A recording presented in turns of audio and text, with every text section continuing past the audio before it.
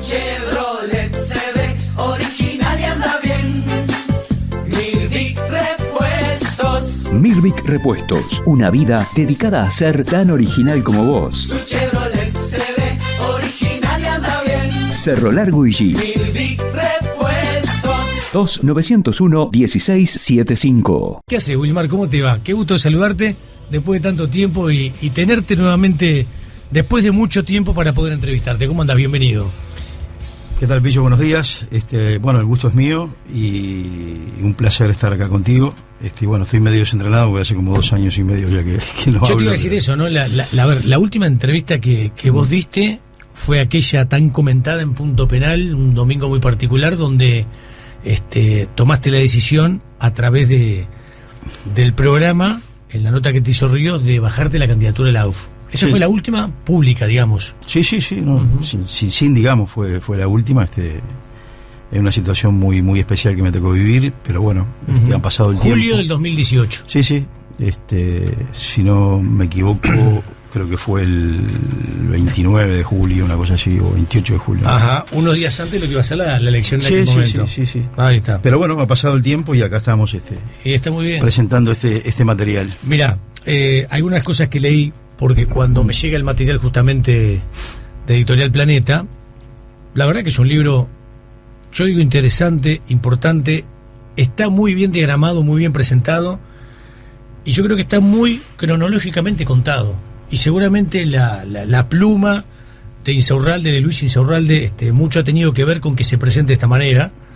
Entonces, yo me hice el material en las últimas horas y prácticamente me pasé un día leyéndolo y lo leí absolutamente todo. Estamos hablando casi de 400 páginas, 390 y pico de páginas.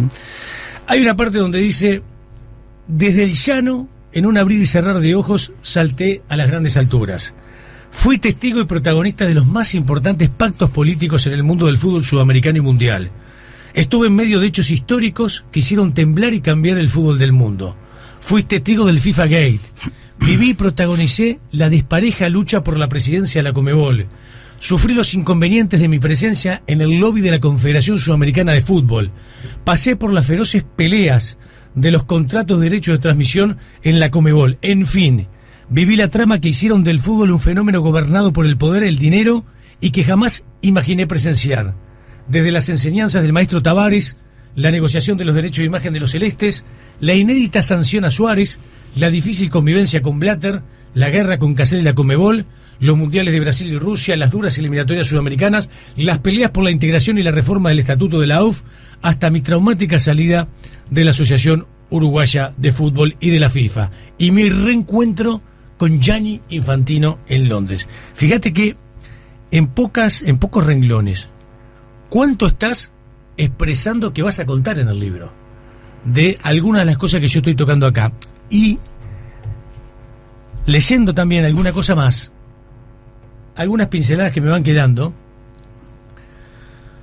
hay una referencia a Charles Chaplin, donde expresa y dice: la vida es una obra de teatro que no permite ensayos.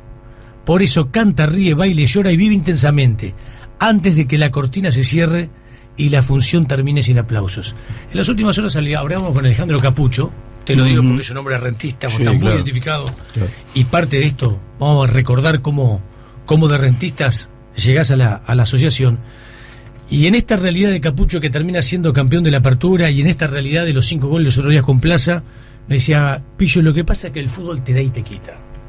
Entonces, Wilmar, arranquemos de esta manera. ¿Cuánto te dio el fútbol y cuánto te quitó? Bueno, el fútbol, me dio mucho. Yo diría que me dio casi todo.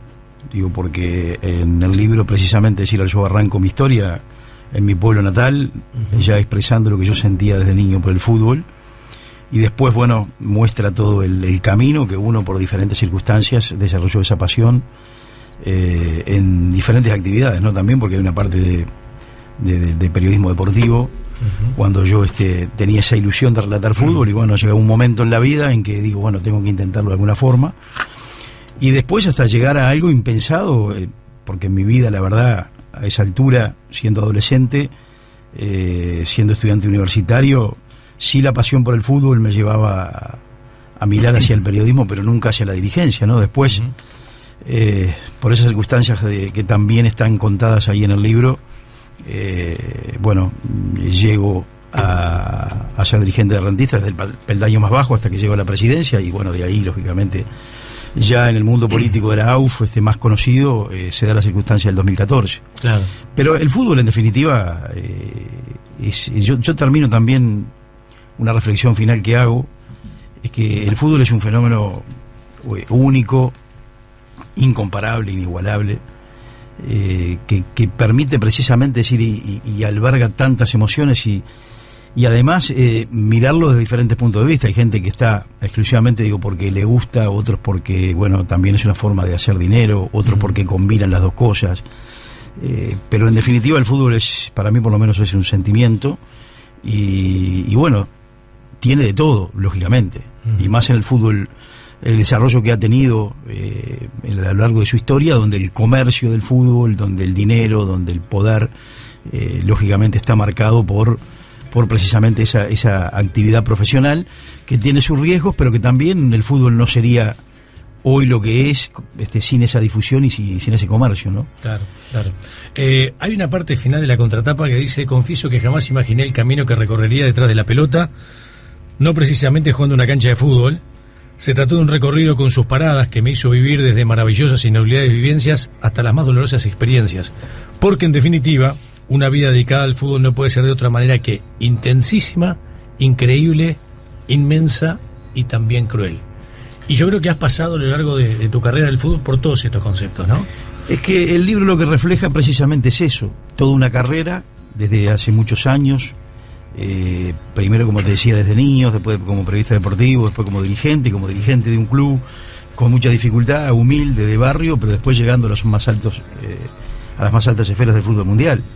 Y ese camino, o esa frase en definitiva, ese texto lo que refleja es lo que yo sentí y fui experimentando a través de todo ese recorrido, ¿no? Es decir, uno vivió las experiencias más maravillosas, hasta lógicamente las más traumáticas, que la experiencia traumática lógicamente está referida a mi salida de la AUF, la forma en que lo hago, y que en definitiva marcó también mi vida y la de mi familia. Entonces yo lo que intenté volcar en el libro, después de un momento muy difícil, de meses muy difícil, posterior a mi salida de la asociación, fue lo que es mi verdadera historia, con lo positivo, lo bueno, lo no tan positivo, las cosas negativas que me tocaron vivir, y volcarlas en un texto donde uno puede expresarse y puede volcar los sentimientos, es decir, en forma más genuina, más pensada, más reflexiva, y que en definitiva, decir, lo que se plasma es lo que verdaderamente uno piensa, ¿no? Claro. Wilmar, está claro que, el agradecimiento a la Editorial Planeta que nos hizo llegar el libro. Sí, en primer lugar, perdón que te corte, pero quiero agradecer por lo que vos decías, nombrabas a Luis Insaurralde, que mucho tuvo que ver en todo esto.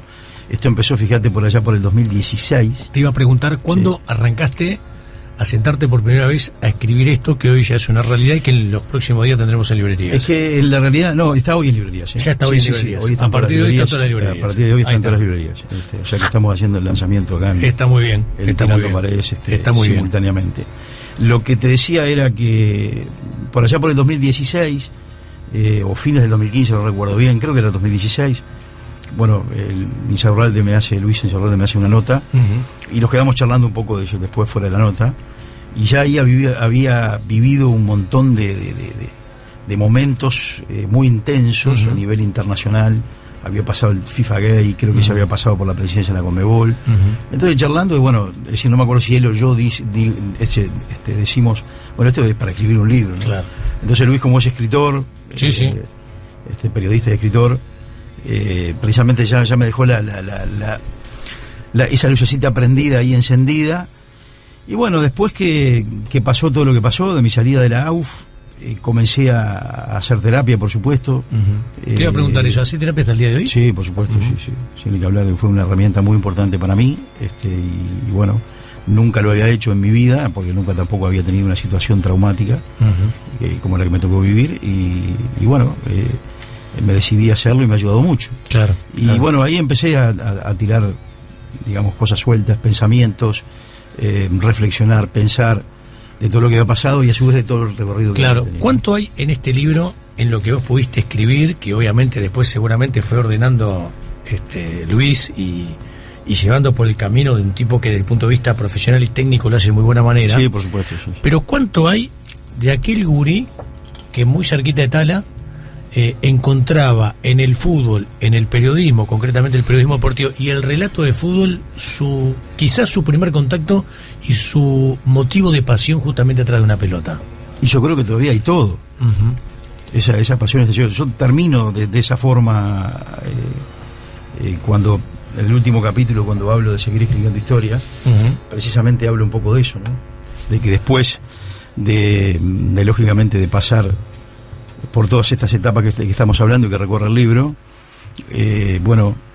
como que siento que esa pasión y ese sentimiento, es decir, está intacto, y que es lo que me ha permitido, digamos, reconstruirme, es decir, en mi vida como persona, y en definitiva, es decir, creo que lo que vos preguntaste, digo, pasa por ese punto. Yo lo siento así. Está bien, y vamos a ir repasando cosas del libro, iremos hacia adelante, hacia atrás, hacia lo más seguramente feliz que te hizo y quizás lo más traumático, porque en definitiva, Wilmar, se trata de esto, de una charla en radio para que la gente escuche, saque sus conclusiones. Está claro que en todo este tema que pasó, muchos han hablado durante mucho tiempo y había por ahí una expresión y una opinión de uno de los involucrados en el tema que faltaba, que era la tuya. Y está claro que de aquella última entrevista en Punto Penal de julio del 2018 ya ha pasado un buen tiempo, cuando estamos viviendo marzo del 2021. Pero vayamos por parte, dos cosas. Arranquemos por lo último. Después que te retiraste del fútbol, después que renunciaste a tu candidatura, ¿tuviste chance mano a mano de hablar con Infantino? Sí, claro, yo estuve con él en septiembre de ese 2018. Era una materia pendiente que me quedaba. En ese momento todavía estaba en el Consejo de la FIFA, pero sabía que los movimientos políticos venían precisamente para sacarme, ¿no? Lógicamente, en función de todo lo que había pasado acá. Y bueno, decidí viajar y hablar con él, digo, porque con Infantino nos unía y nos une a la distancia, que un sentimiento de reconocimiento hacia los dos y yo diría, digo, hasta de amistad en el corto tiempo que nos conocimos. Y bueno, sentí que tenía que ir a dar la cara, y en definitiva hablé con él. Y lo que le dije fue muy sencillo. Yo no te vengo a pedir nada, porque no corresponde que te pida nada, porque cuando uno tiene un amigo en un cargo de esa naturaleza y uno está involucrado en definitiva en determinados hechos que hay que aclarar, los que tienen que actuar son los órganos correspondientes. Y yo le dije, me voy a someter a la comisión de ética de la FIFA, voy a presentar un escrito, así que quédate tranquilo. Y bueno, recuerdo que él me dijo, ¿te vas a presentar a la comisión de ética? Y sí, me voy a presentar a la comisión de ética de FIFA, porque lo corresponde, y que los órganos jurisdiccionales correspondientes definan lo que tenga que definir. Y le expliqué un poco lo que había pasado. Eso es una charla privada, lógicamente. Y bueno, esa fue la última vez que, lógicamente, que lo vi. Aunque posteriormente algún contacto por mensaje hemos tenido. Han tenido. Época, ¿no? Está bien. Yo lo que rescato también del libro, que yo creo que es una forma de trasuntar y expresar cosas que han pasado a lo largo de tu vida, vinculadas en esencia al fútbol, lo que pasaba atrás de una pelota, con la asociación, con Uruguay, con la selección, con los mundiales, y también obviamente las situaciones de poder que se generaban en un ambiente que por momentos fue muy convulsionado producto del FIFA Gate. Es verdad que cuando vos eras ese niño que buscaba y empezaba a estudiar y de repente te venías a la capital, porque también en el medio estaba, o de por medio, la facultad, en función de la profesión que has desarrollado a lo largo de toda tu vida, es verdad que en un momento determinado tenías que hacer como una especie de tesis o de trabajo, y elegiste entrevistar al que en aquel momento era el técnico de la selección uruguaya, que justamente era el maestro Tavares, y nunca le dijiste a Tavares, en tus posibilidades que has tenido como dirigente de rentistas, como presidente de la AUF, en esa ida y vuelta que en un momento obviamente tuvieron el presidente de la AUF y el propio técnico de la selección, ¿nunca le dijiste que hace muchos años atrás lo habías llamado por teléfono, te había aceptado la entrevista y fuiste a su casa en el Prado a hacérsela?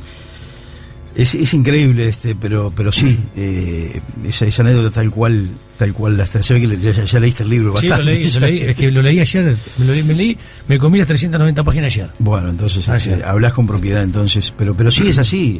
No sé por qué, y lo digo en el libro, que la verdad que no encuentro explicación por qué. Nunca se lo dijiste. Nunca en una charla, porque con el maestro compartimos después 4 años y medio de trabajo, 2 Copa América, 2 mundiales, toda la eliminatoria que es larguísima, viajes, concentraciones. Ayer justo fue el cumpleaños de Tavares, número 74, le mandamos un abrazo grande.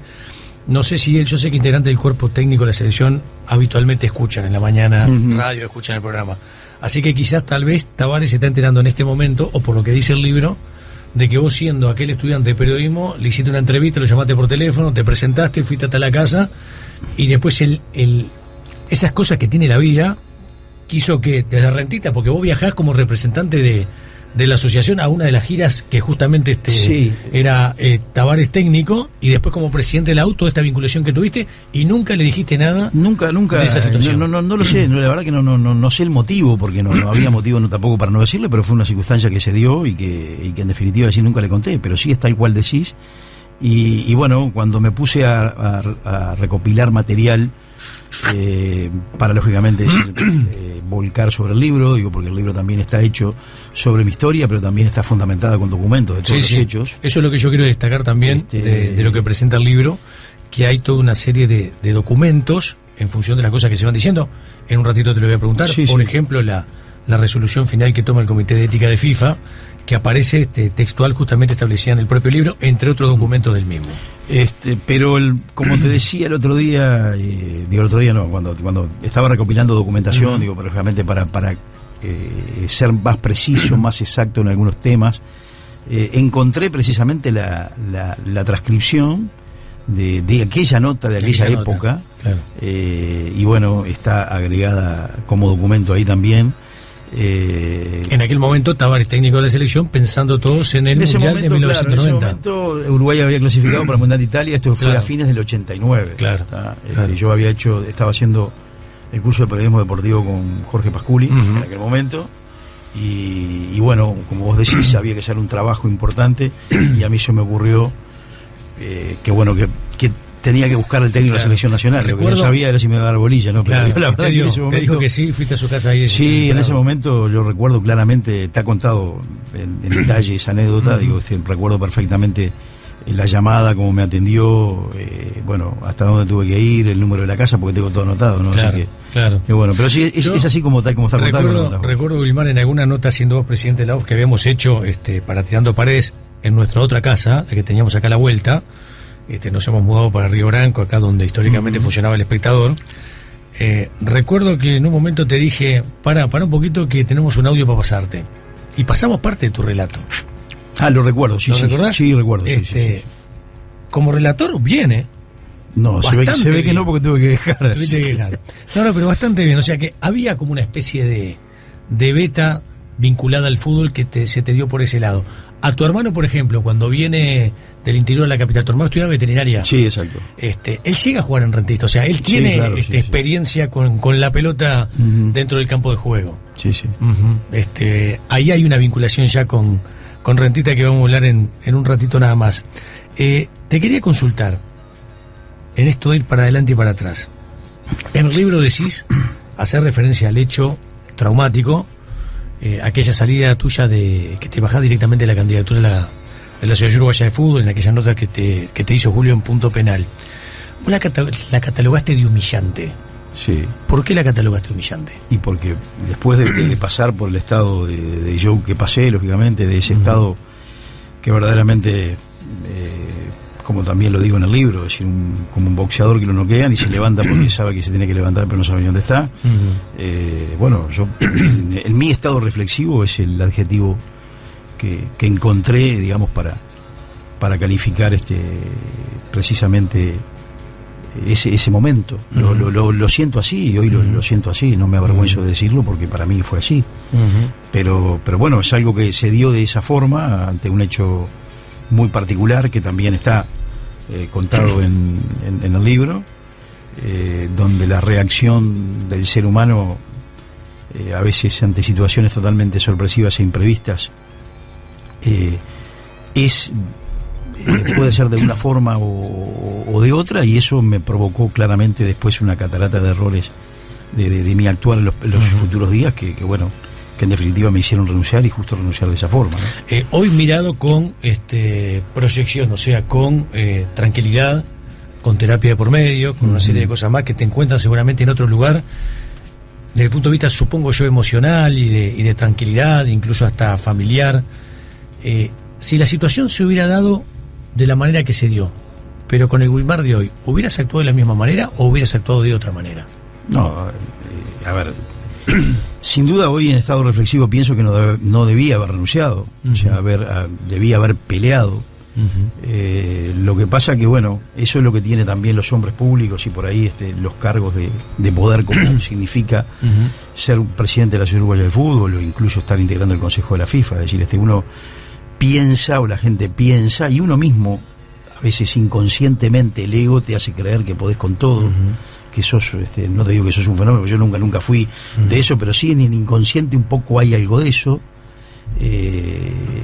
Pero en definitiva también está el ser humano, está como vos sos, está como vos naciste, como vos te formaste, la experiencia de tu vida. Y lo mismo mi familia, siempre fuimos una familia de trabajo, una familia de luchar con las herramientas que cada uno tiene. Yo, por suerte, mis padres me pudieron dar una profesión, estudié, me defendí como pude, pero bastante bien. En el libro contás justamente que a nivel familiar, ya de chiquito, tuviste una experiencia un poco dura, ¿no? O muy dura, con el fallecimiento de un tío, un hermano de tu mamá. Sí, no es el fallecimiento de mi abuelo, es el padre, porque vivimos todos juntos. Pero de todas formas, si bien yo ese hecho lo recuerdo como un hecho también que provoca un dolor, era muy chico, ¿no? Era muy niño, y tal vez no me provocó en definitiva decir un trauma grande. Pero vos explicas en el libro que tu abuelo era una figura importante, entre otros aspectos, desde el punto de vista afectivo familiar, también porque era un respaldo en ese momento del punto de vista económico. Sí. A ver, yo lo que pasa es que explico toda la historia de cómo comienzo desde mi infancia, y es así. Yo nací campo adentro, a orilla de un arroyo, del arroyo Vejiga, cerca del río Santa Lucía, y en Canelones. Y después, a los 2 años de vida, mis viejos y mis abuelos se mudaron más cerca de Tala, a 2 kilómetros de Tala, ahí en la ruta 12, kilómetro 81, porque mi abuelo era el sustento un poco de la familia, claro, en virtud de que tenía un empleo público y que trabajaba en el control de ómnibus de aquella época, ¿no? Y al poco tiempo de mudarnos, la vida llevó a que precisamente mi abuelo tuvo un accidente, es decir, en la ruta, lo atropelló un vehículo, es decir, él andando en bicicleta. Y bueno, eso fue todo un momento también complicado, porque el sueldo fijo que había en la casa ya no iba a estar más, y mis abuelos, mis padres iban a vivir solamente de la chacra, de la tierra, una chacra chica, solamente de 6 hectáreas.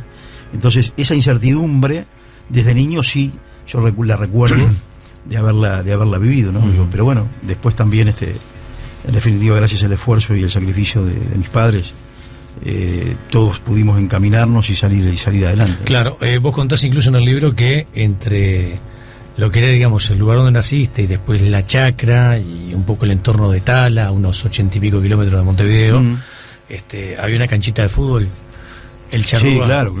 en la que termina trabajando tu papá dando una mano, y vos acompañabas a tu viejo a, entre otras cosas, por ejemplo, señalar la línea de cal de cada uno de los lugares antes de los partidos. Sí, yo después eso lo uno también en el libro, porque creo que algo de eso hubo con mi faceta dirigencial, ¿no? Se ve que la vida fue marcando ese camino, porque es un hecho que lo recuerdo claramente.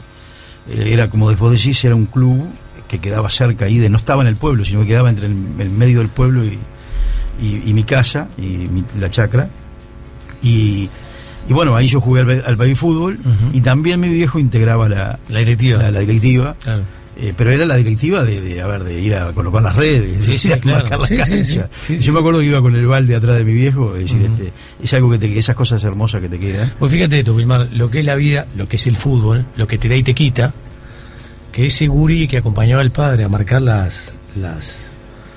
con las rayas de lo que era justamente el escenario, el campo de juego, o de esa canchita, terminó siendo después presidente de la Conmebol. Sí, por eso. Bueno. ¿Cómo llegas a ser presidente de la Conmebol? Explícale a la gente, a ver, ¿cómo llegaste a ser presidente de la Conmebol? Bueno, en detalle está explicado, en el libro está, creo que bien explicado. Yo iba a ocupar la tercera vicepresidencia. Entonces, En aquel momento era Napud el presidente.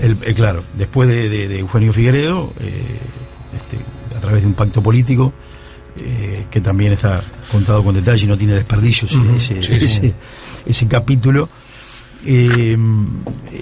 Napud queda como presidente y uno de los vicepresidentes es decir, era yo. Entonces, a raíz del FIFA Gay y todas las investigaciones, las primeras detenciones, digamos, se llevan detenidos a varios dirigentes. Hay algunos que no, que van en la segunda tanda de detenciones, y en esa segunda tanda de detenciones, las más altas autoridades de Conmebol, Claro. También caen, y en definitiva, es decir, yo fui quedando, pero a pesar de que fui quedando, también había una gran resistencia a que un uruguayo ocupara el cargo de la presidencia de la Conmebol, y ahí también hay toda una lucha. Dejémosle contarle a la gente, porque yo creo que está bueno contar y narrar estos hechos también, que son muy interesantes, tratando de charlar todo hasta las 10 de la mañana. Uruguay ocupaba como cargo político la tercera vicepresidencia. Napud, estando en Estados Unidos, termina siendo detenido.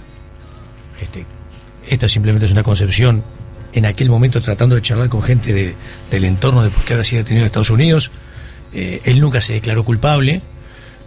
Sí, fue condenado, pero nunca se declaró culpable. Exactamente. Tuvo un asesoramiento ahí de Gorka Villar, de Gorka Villar, que era el hijo de Villar, el que en aquel momento era el presidente justamente, de José María Villar, presidente de la Federación Española. De la Federación Española, que quizás en ese sentido puntualmente no fue el adecuado. Bueno, termina siendo detenido en Estados Unidos.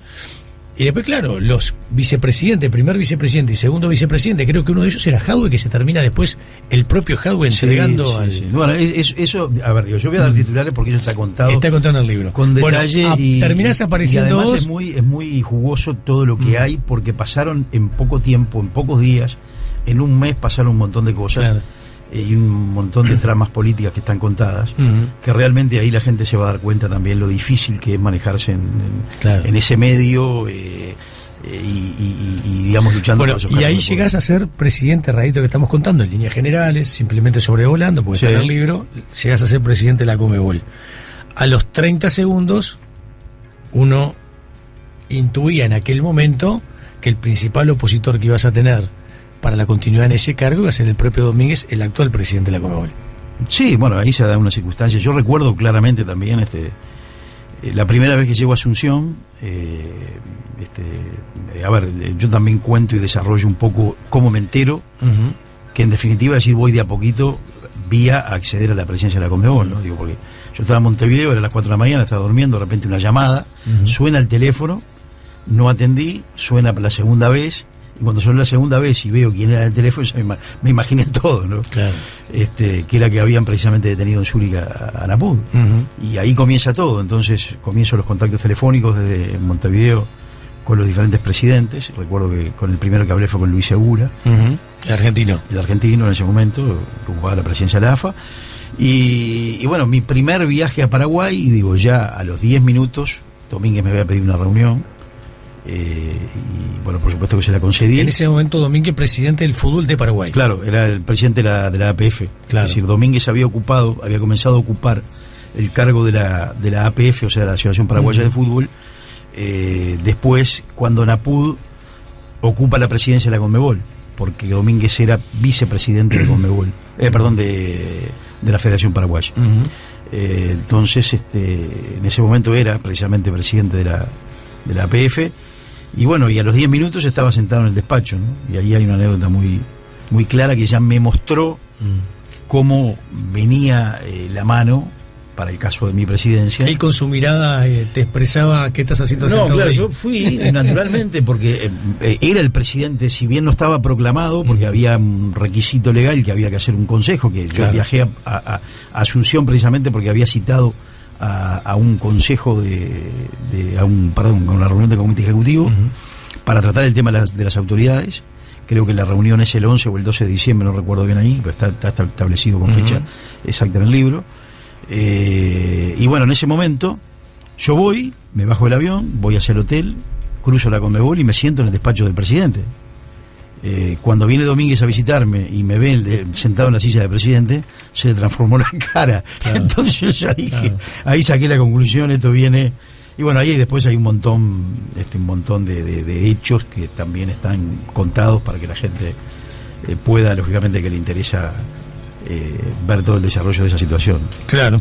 Wilmar, vayamos a la recta final, que seguramente fue la más complicada que se terminó viviendo. Está claro que producto de todo lo que pasó y los audios que se generaban en ese ida y vuelta que se tenían con Alcántara, producto de que Alcántara prácticamente 2 años para atrás, por lo que vos contás, te había grabado sin vos saberlo, generaron todo un tema y un revuelo periodístico, informativo realmente fuerte y duro en el Uruguay. Y esto terminó luego en Fiscalía. Está claro que desde el punto de vista jurídico, yo leí el informe de la conclusión final que llega la Fiscalía, yo creo que considerando que son muy interesantes poder leer, más allá que a la hora de tomar conclusiones termina como archivando el caso y para todos los involucrados.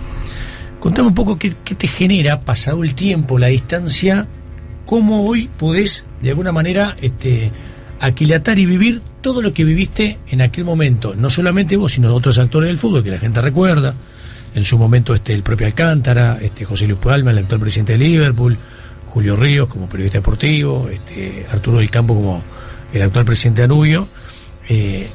Contanos vos cómo, con el pasar del tiempo, analizás lo que se vivió en Fiscalía, en esos idas y vueltas permanentes, cuando en distintas calidades, algunos como testigos, otros como indagados, terminaron sentándose de frente justamente a los fiscales, pero con una conclusión final donde prácticamente todo se archivaba. Bueno, a ver, en primer lugar, yo escribí este libro haciendo mi verdadera y mi propia historia. Uh-huh. Es mi verdad sobre el fútbol, y dentro de mi verdad sobre el fútbol también, por supuesto, está esa etapa final, ¿no? Decidí escribirlo también, primero porque fue un sentimiento y dejar plasmada la verdad en un libro. Respecto a lo que vos preguntás, a ver, pensado así y expresado así, lo que quiero aclarar es que yo no hago un libro, basado en conducta de otras personas. Uh-huh.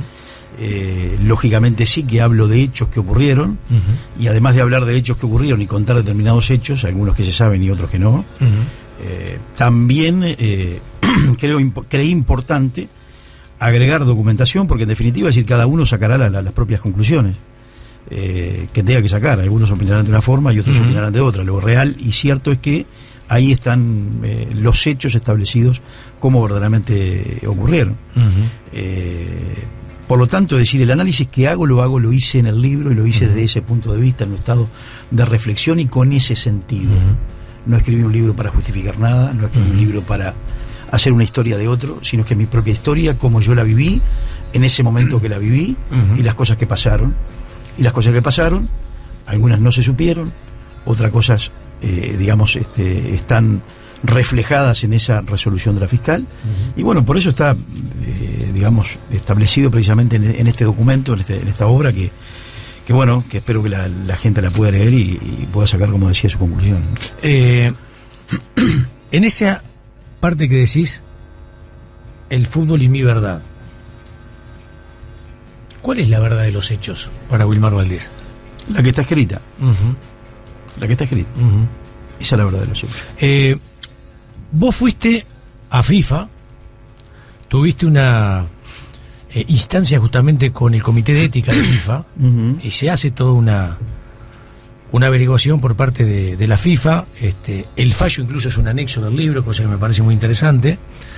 Está claro que desde el punto de vista ético y moral, la FIFA lo que hace es fundamentalmente analizar las eventuales responsabilidades, y lo hace en un proceso que duró ¿cuánto? Más de un año, supongo yo, año y medio. Y la investigación, yo me presenté, de mutuo propio. Perdón. ¿Tenés agua ahí, secreto? Sí, estoy tomando mate, pero se ve que Pero tenés agua con para poder tomar. No, te decía que yo me presenté en septiembre o principio de octubre, creo que fue el 1 de octubre, presenté un escrito en virtud de que había trascendido que iba a tomar competencia la Comisión de Ética de la Conmebol. Uh-huh. Me llamaron, yo le dije que estaba a disposición. Después pasó, creo que un mes, como no me llamaron, hablé con Ariel Rey, que mi abogado que me defendió en FIFA, me asesoró y me dijo, bueno, si no te llamaron, presentate vos. presentamos un escrito y bueno, la investigación creo que comenzó a partir de ahí y duró hasta, el fallo fue el 19 de febrero del 2020, o sea que hubo una investigación exhaustiva, como la propia FIFA lo dice, con mucha documentación presentada lógicamente en este caso por mí, y también sé que pidieron a la Asociación Uruguaya de Fútbol la documentación correspondiente y que consideraron pertinente. Y bueno, con toda esa información y con todos los hechos y con todos los audios que presentó Alcántara en la FIFA, porque también llevó los audios a la FIFA tomó, el órgano de ética de la FIFA tomó precisamente la decisión que tomó. Claro, hay una decisión que toma el órgano de FIFA de suspenderte a vos como dirigente por un año y el pago, si no mal recuerdo, de 10.000 francos suizos. Sí. Yo leyendo el fallo en profundidad dice que la comisión en definitiva termina rechazando las acusaciones en tu contra y solo toma como hecho concreto, producto del cual te termina sancionando, las conversaciones privadas que tuviste con Alcántara, entendiendo desde el Comité de Ética de FIFA que se pudieron vulnerar determinadas situaciones vinculadas a la AUF y ante eventuales otros proveedores que podían llegar a haber sido competencia de Alcántara en determinadas situaciones y circunstancias. Es más, y está en el libro, y es textual porque es el fallo concreto del Comité de Ética de FIFA, sobre la iluminación del Estadio Francini, dice: en opinión de la Sala de Adjudicación, la evidencia presentada en el archivo del caso es insuficiente para demostrar que Valdés ha recibido o aceptado sobornos. La renovación del Estadio Centenario, que era una de las cosas que se hablaba en aquel momento, dice: en opinión de la Sala, no hay pruebas suficientes para establecer el estándar en el que Valdés habría o aceptado recibir pago de sobornos. Una situación similar pasa con el tema del sistema de reconocimiento facial. Entonces, uno leyendo los fundamentos del fallo, la conclusión que saca es que de los distintos audios que se presentaron, el Comité de Ética de FIFA dice: no hay la documentación suficiente más allá de lo que dice Alcántara para demostrar lo que justamente decía Alcántara finalmente había acontecido. Lo que sí está claro que igual termina habiendo una sanción de un año que creo que ya caducó, ya venció. Sí, el 19 de febrero. 19 de febrero, hace poquito. Del 21, sí. Ahí está. Por la cual a vos te suspendían la posibilidad de actuar como dirigente. ¿Cómo tomaste esa sanción por parte del Comité de Ética de FIFA, en función obviamente en su momento cuando te es comunicada? Bueno, todo es duro cuando uno está involucrado en temas como de esta naturaleza y además no se defendió desde un principio, porque en ese estado irreflexivo y ante mi renuncia es evidente que los comentarios y en definitiva esa misma actitud de salir de la AUF ante la presión de esa circunstancia y de ese hecho tal como se dio, genera lógicamente sospechas. Yo no voy a decir que no, es evidente. Ahora, después de tomada la decisión en ese estado irreflexivo, yo lo que sí hice fue presentarme a todos los lugares que tenía que presentarme, con toda la documentación que tenía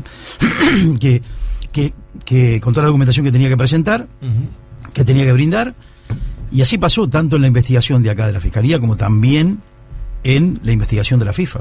Y la investigación de la FIFA, que duró precisamente, desde el 2019 hasta el 2020, o sea, todo un año, con documentación, con declaraciones, con todos los recaudos pertinentes, no solamente presentados por mí, no solamente mi declaración, sino además los documentos de la propia Fiscalía, porque yo adjunté todo el expediente de la Fiscalía, donde la Fiscalía hay llamadas, hay chat, hay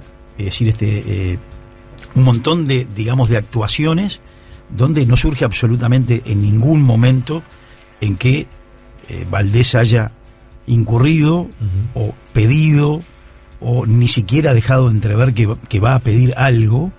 En base a todo eso, la FIFA fue que tomó esta resolución. Y bueno, para mí eso fue lo más importante, aunque lógicamente, también me dolió, aunque también te soy sincero y le soy sincero a la gente, yo acepto el error de haber conversado cosas fuera que por diferentes circunstancias, pero como yo lo digo en el libro también, los hombres públicos tendremos mil justificaciones para las cosas, pero tenemos que saber frente a qué estamos, tenemos que saber también a lo que estamos expuestos. Uno conversa con cientos de personas al día en un cargo de esa naturaleza, y bueno, si bien puede pasar, yo acepto el error de que en definitiva no debería haber pasado. ¿Qué fue lo que te pasó a vos personalmente, interiormente, Wilmar, cuando en aquella época, en aquel momento, a través de los distintos medios empezaban a filtrarse lo que eran esos audios que terminaron siendo al día de hoy, desde el punto de vista jurídico en esencia, desde el punto de vista penal, hasta el día de hoy, absolutamente nada, porque no hay ningún tipo de situación hoy que te genere un compromiso de ese estilo? Pero ¿qué te iba generando a vos justamente el que trascendieran distintos medios los audios donde se escuchaba tu voz y la de Alcántara? No, fue terrible.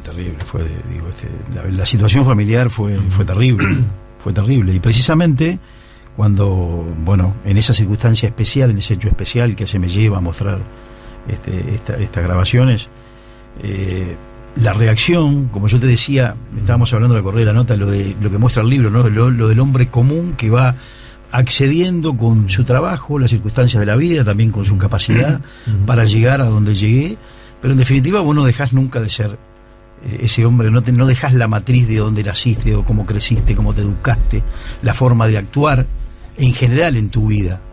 Es decir, no hay una forma de actuar para un hecho puntual y después disociarlo del resto de tu vida.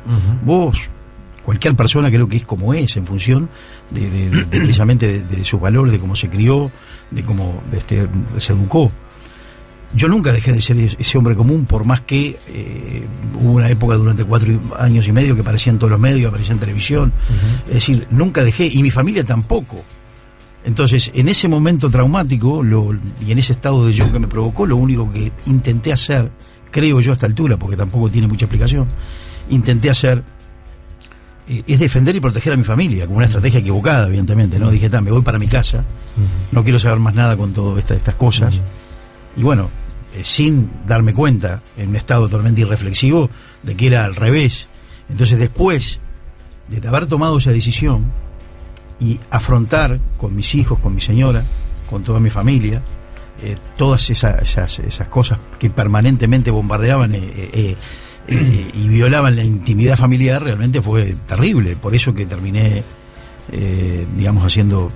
buscando ayuda profesional, haciendo terapia para buscar explicaciones de cómo funciona la mente humana, para cómo... Y en estos años has encontrado explicaciones de justamente lo que hace referencia a vos a través de esa ayuda profesional en la que mencionabas. Y sí, encontrás explicaciones, porque uno, hasta que no le pasa una situación traumática como esta naturaleza, tal vez vos pensás de una determinada forma y no conocés tu propia mente o no te conocés a vos mismo en ese sentido. Pero yo creo que es una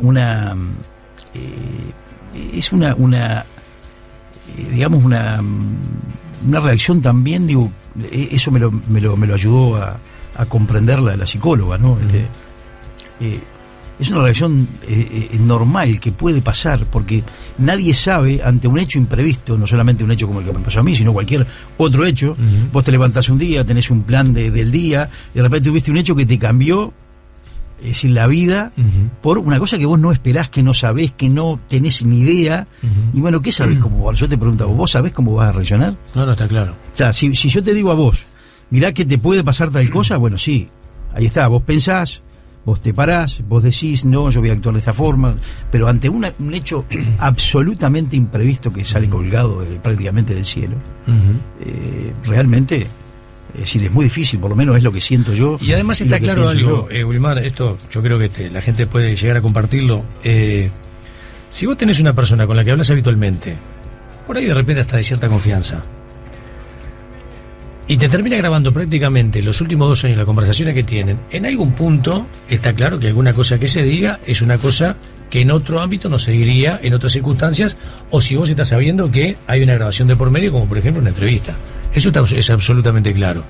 Entonces, quiero decir con de hecho, decir, a ver, en las entrevistas mismo sabemos perfectamente que una cosa estamos hablando acá al aire y otra cosa es hablar, fuera de micrófono, porque vos hablas en un ambiente más coloquial, ¿no?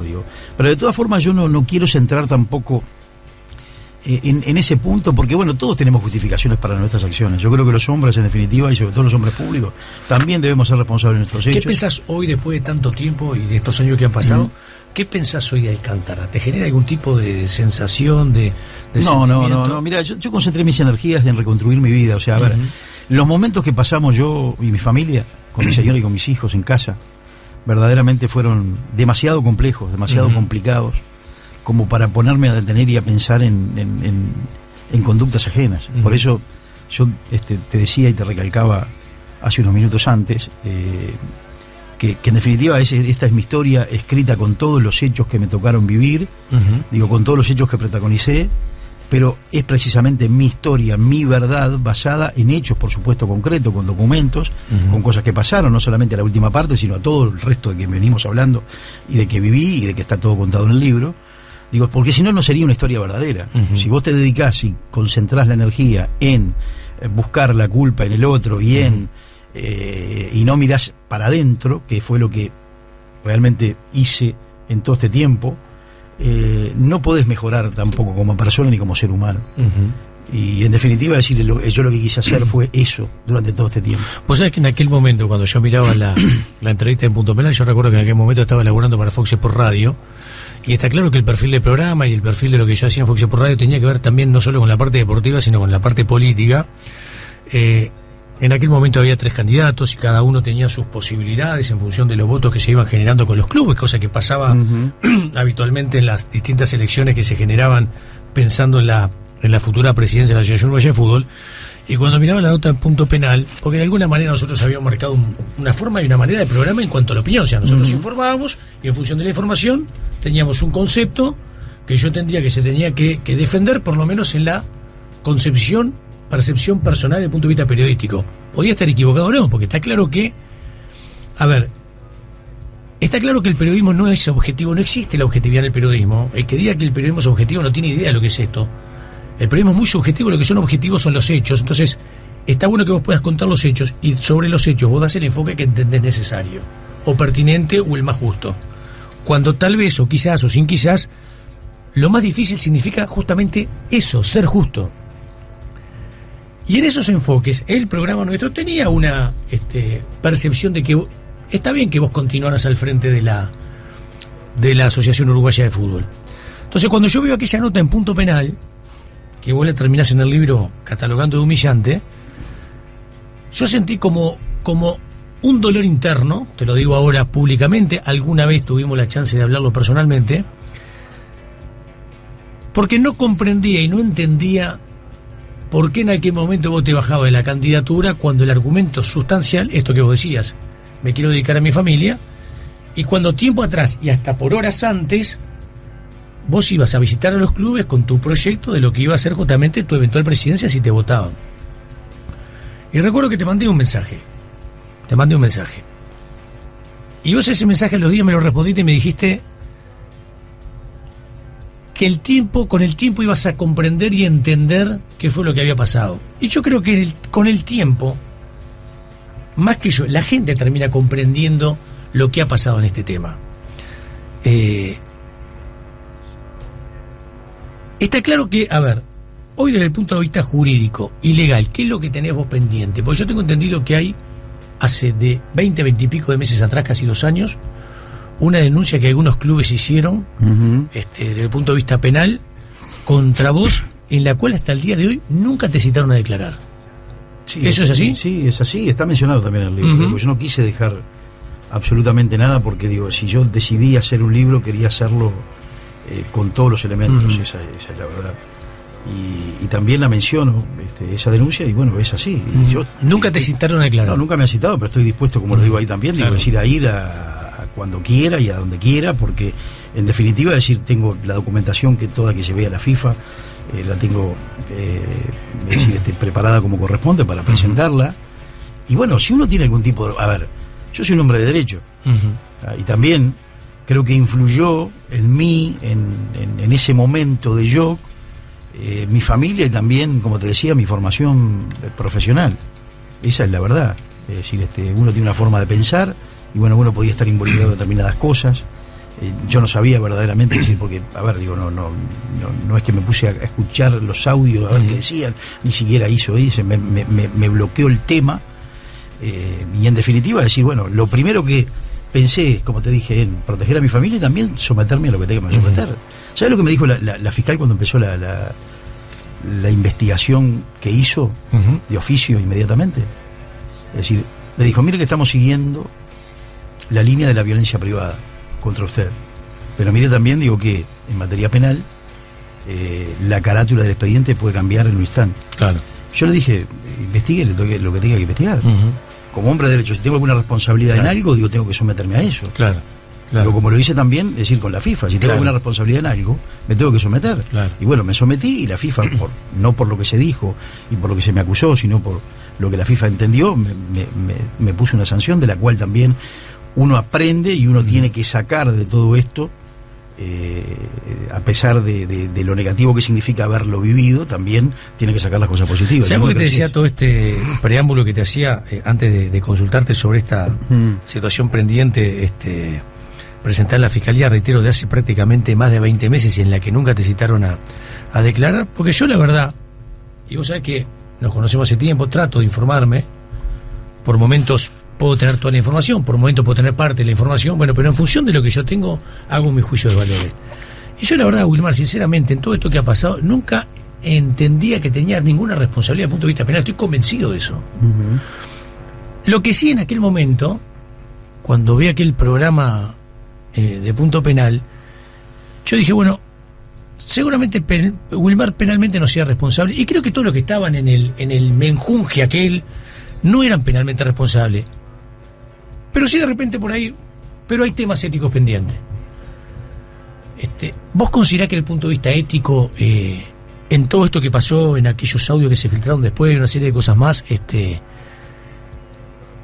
transitaste un camino duro y complicado, que de alguna manera decís, bueno, acá metí la pata, éticamente no debía haber hecho esto? Sí, lo reconozco, yo lo reconozco en el propio libro, está expresado con mi sentimiento. Es decir, el libro refleja en cada hecho y en cada acto, no solamente sobre esta parte final, sino sobre todo mi recorrido. Refleja lo que yo sentí y los hechos que pasaron en el momento. Es decir, por supuesto uno tiene una perspectiva en el tiempo, pero el relato no es un relato sacando conclusiones después del tiempo, sino que es un relato para que la gente vea lo que uno sintió en determinados temas, lo que uno vivió y los hechos que pasaron en el tiempo real de lo que pasaron. Esa fue mi intención y así lo plasmé. Y a tu pregunta, está expresado en el libro de la forma que yo lo sentí.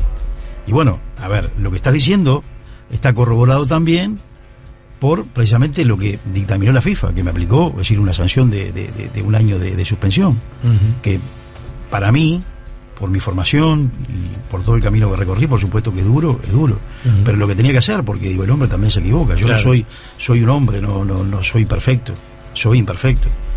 Lo que no podría hacer, no dejar de reconocer. Claro. Es decir, algunas cosas. Está muy bien. Bueno, llevamos 1 hora de charla, ¿cómo la venís llevando? ¿Bien? No, bien. Estamos acá con los compañeros, con Julio Laulor, que está en la sangre nueva de Tirando Paredes, Hernán, que ya tiene unos cuantos años, por más que yo fui sangre nueva también como él en una época, exactamente. Y nos queda todavía 1 hora de charla. A ver, hablemos de otras cosas y vayamos salpicando distintos tópicos. ¿Cómo llegás a Rentista? ¿Es verdad que vos estabas en el interior y en verano venías a la casa de tus tíos y quedaba muy cerca de la cancha de Rentista y ahí se empieza a generar ese vínculo que después se afianza porque tu hermano empieza a jugar a Rentista? Sí, bueno, fue así tal como lo cuento. Yo decir, nosotros vivíamos en esa chacra que bueno, que aún mis viejos están allá todavía. Están allá todavía. Perdona, Wilmar, ¿esa chacra fue en los momentos complicados también tu refugio? No tanto. En los momentos con mi refugio fue porque, lógicamente, después yo hice toda una vida acá en Montevideo, formé mi familia, y el refugio fue mi señora. Tu señora y tus hijos. Que está dedicado el libro precisamente a ellos, están nombrados ahí. Fueron ellos. Y bueno, vivimos en el seno familiar, junto a ellos vivimos codo a codo todo lo que los momentos de lo que nos tocó vivir. Pero ante tu pregunta, sí, yo desde muy chico, cuando tenía 5 o 6 años, venía todos los veranos, venía a pasar las vacaciones a una casa ahí de mis tíos que quedaba muy cerca de la sede de Rentistas, y siempre pasaba por la sede y siempre me quedaba esos colores y el nombre. Pero además, yo siempre cuento que en esa época de niñez, donde a mí me gustaba el relato de fútbol, escuchaba a Víctor Hugo, Víctor Hugo Morales, que recién arrancaba con una fuerza impresionante, y hubo un equipo de rentistas que yo no recuerdo si fue en el 74 o en el 73. La gente historiadora de rentistas, sobre todo Mario Romano, que tiene una memoria y tiene todo anotado, se debe acordar, Hubo un equipo rentista que fue impresionante, después del primer ascenso del 71, que Víctor Hugo lo destacaba muchísimo, y bueno, y ahí te van quedando cosas grabadas, pero bueno, después por supuesto no tuve vinculación, es la verdad, con el club directamente, y la vinculación definitiva, ese vínculo indestructible, como me gusta llamar a mí, es precisamente cuando mi hermano vuelve a la casa de los tíos a quedarse, porque no tenía donde quedarse acá, por supuesto. Yo vivía, pero vivía con otros acá, amigos, sí. Ahí está. Para seguir estudiando veterinaria, que hoy es veterinario, está ejerciendo allá en Tala. A mi tío se le ocurrió, se le juega el papi fútbol. Mira que bien. Le mando un saludo a los muchachos de Boca y del Inter de Miami. Mirá, porque porque el papi fútbol del colegio seminario tiene un campeonato interno en el cual digamos, todos los años, cada 2 años, se sortea, los equipos son con nombre de ligas. Ajá, claro. Este año es la MLS. Mirá. Y hace 2 años atrás era la Liga Argentina. Ajá. Entonces jugaba en Boca, la Liga Argentina, y ahora soy del Inter de Miami. Mirá que bien. Así le mando un saludo a toda la muchachada. O sea que hubo una transferencia en el medio. Hubo una transferencia en el medio. Sí. Está muy bien. Pero obligada, o sea, me llevaron obligado, ¿no? Te llevaron obligado, exactamente. Escuchá, Wilmar, entonces... No, ahí empieza, entonces yo ahí sí comienzo a acompañar a mi hermano, a verlo, y bueno, lo que pasa en todos los clubes, digamos, menores, y sobre todo rentistas, que somos buenos pero pocos. ¿En ese momento era Carlitos Manta el técnico? Sí, en ese momento era Carlitos Manta. ¿Ahí empieza tu amistad con él? Sí, ahí conozco a Carlos. Ayer hablamos con Carlitos, justo no se está prestando el oído a la mañana porque sabía está nombrado ahí en el libro también. Está nombrado, exactamente. Porque bueno, está nombrado porque también fue un hecho de la realidad que recuerdo un gran dirigente, Luis Viasco, que hoy fallecido, que era presidente de divisiones formativas. En el libro nombras a algunos dirigentes rentistas, al Tito Guagliata, tipo que yo quise mucho, papá de Oscar, sí, claro, que está ejerciendo la dirección técnica, de Álvaro, que es un vecino y amigo de toda la vida, de Alejandro, todos los 3 hermanos Guagliata eran los Diablitos. La casa de los Diablitos, Mediano Solimar, donde vive actualmente Álvaro, es a 2 cuadras de mi casa. Mirá. Y había además, a nivel de nuestros padres, mi viejo con Liverpool, Tito Guagliata con Rentista, había todo un vínculo en aquel momento los equipos que trataban de pelear con los equipos grandes del fútbol uruguayo. Bueno, y en Rentista terminaste pasando prácticamente por todos los cargos, delegado, secretario, vicepresidente y presidente. Sí, comencé, y bueno, realmente decir, Rentista es mi casa, es quien me cobijó, aparte en esa época. Yo no tenía tantas relaciones, digamos, sociales en Montevideo. Ya hacía un tiempo que estaba viviendo acá, hace unos años. Pero bueno, el único vínculo que tenía era la que hoy es mi señora, era novio de la que hoy es mi esposa. Y en definitiva, decir, Rentista fue como una segunda casa, como que me adoptó. Y bueno, yo tengo un eterno agradecimiento, y además fue el club que me hizo mamar todas esas cosas lindas que tiene el fútbol, de ese fútbol romántico, de hacer rifas, de hacer loterías y torta frita los sábados de noche con los padres de divisiones formativas para poder que los chicos estén mejor. Toda esa etapa maravillosa. Y ahí, bueno, después hay un gran amigo como Cacho Rivero, toda la familia Rivero, a la que también le mando un gran saludo, donde Cacho un día se le ocurre que lo acompañara en la Secretaría General, era el presidente. Y ahí comenzó toda mi carrera, ¿no? Donde hubo una parte increíblemente que ejercía el relato de fútbol también con la dirigencia. Hubo pocos años que coincidieron. El primer contacto tuyo con Tavares tiene que ver, siendo hombre de Rentistas, en una gira que hace Uruguay y que se iban tornando los dirigentes que de alguna manera representaban a la UF, y terminás, creo que fue por el 2006, teniendo un contacto ahí con el técnico, con algunos partidos de la selección. Sí, claro, ese es mi primer vínculo con la selección nacional. Con la selección. ¿No? Con Tavares el primer contacto fue aquella nota, claro. Como él no sabe, claro, no se acuerda, se está enterando ahora, si está escuchando, si le llega el libro. Lo que sí, claro, ese comienzo, por eso las cosas increíbles de la vida, ¿no? Fíjate que yo estuve en la primera gira como presidente de Rentistas, acompañando a la delegación, cuando Tavares comienza el nuevo, este proceso en definitiva. O sea, era la segunda vez en la selección, pero era el comienzo de este proceso. Y ahí también vierto algunos conceptos que para mí son importantes, de algunas cosas que yo vi en esa gira, que fue bastante larga, que bueno, como me gusta a mí decir, como dirigente, ahí me di cuenta que Tavares daba garantía, ¿no? Exactamente. Bueno, esto con relación con Rantita. Pasemos a otra cosa más entretenida, que la gente por ahí no sabe. ¿Te acuerdas el día que me quisiste pelear en la UF? Sí, me acuerdo. Sí. Bueno, pero por eso te digo, ¿viste lo que son las reacciones de las personas ante determinadas situaciones? A ver, está claro, vamos a contarle a la gente también, porque si no, muchos no tienen por qué saberlo y la mayoría quizás no lo saben. O sin quizás. Había una asamblea dura en ese momento de la AUF, porque ahí, Wilmar, había un tema. Vos tenías que dar batalla a nivel internacional por todo lo que habíamos explicando, pero también había una batalla interna a nivel local de clubes que permanentemente se quejaban que después con los años, más allá de tu presidencia, lo siguieron haciendo, de que los recursos que generaba la selección quedaban en la selección, que no llegaban a los clubes, una serie de cosas más. Está claro que había toda, que después te voy a preguntar de ello, una vinculación con la empresa que tenía los derechos, que por ahí no estaba pasando por su mejor momento, y a través de los clubes esto se dejaba en evidencia. Y hubo una asamblea que fue muy dura, recuerdo del presidente de Liverpool con en aquel momento Alejandro Balbi, que era el vicepresidente de la AUF, del propio secretario general, sí, no sí, vicepresidente, secretario general, del propio Juan Pedro, presidente en aquel momento de Peñarol, contigo, en un momento que vos resolvés, cuando se terminó la asamblea, hacer como una especie de régimen de comisión general. Le contamos a la gente que la comisión general significa que la prensa no puede estar presente. Y como uno estaba en el ruedo y sabía que la mano venía mal y era así, nunca terminé de interpretar por qué vos mismo, seguramente sea quizá porque los clubes te lo pidieron, generaste ese régimen de comisión general. Y cuando salimos, estábamos con un grupo de periodistas, yo le digo, mirá, esto es muy sencillo. La asamblea está en un lugar cerrado, las paredes son de madera, se va a escuchar todo. Entonces que nosotros estemos adentro y que estemos afuera no nos va a cambiar en lo que vamos a escuchar, porque lo vamos a terminar escuchando. Porque nadie tampoco vino de la UF a sacar, los muchachos tienen que estar afuera en la calle. Sí. Lo que sí va a pasar es que, estando la prensa, no se iban a decir una serie de cosas que si no estaba la prensa se iba a terminar diciendo. Yo creo que hay un cuarto intermedio en aquel momento cuando se da una situación de rispidez de dirigentes hacia ustedes como ejecutivos, de ustedes como ejecutivos hacia los dirigentes, y ahí justo en ese momento salí creo que hacia el baño. Y en el trayecto nos cruzamos. Y yo por ahí cometo el error, no tenía por qué haberlo hecho, de hacerte una mención con relación al tema de por qué el régimen de comisión general. Porque yo entiendo que el laburo del periodista lo defiendo a capa y espada.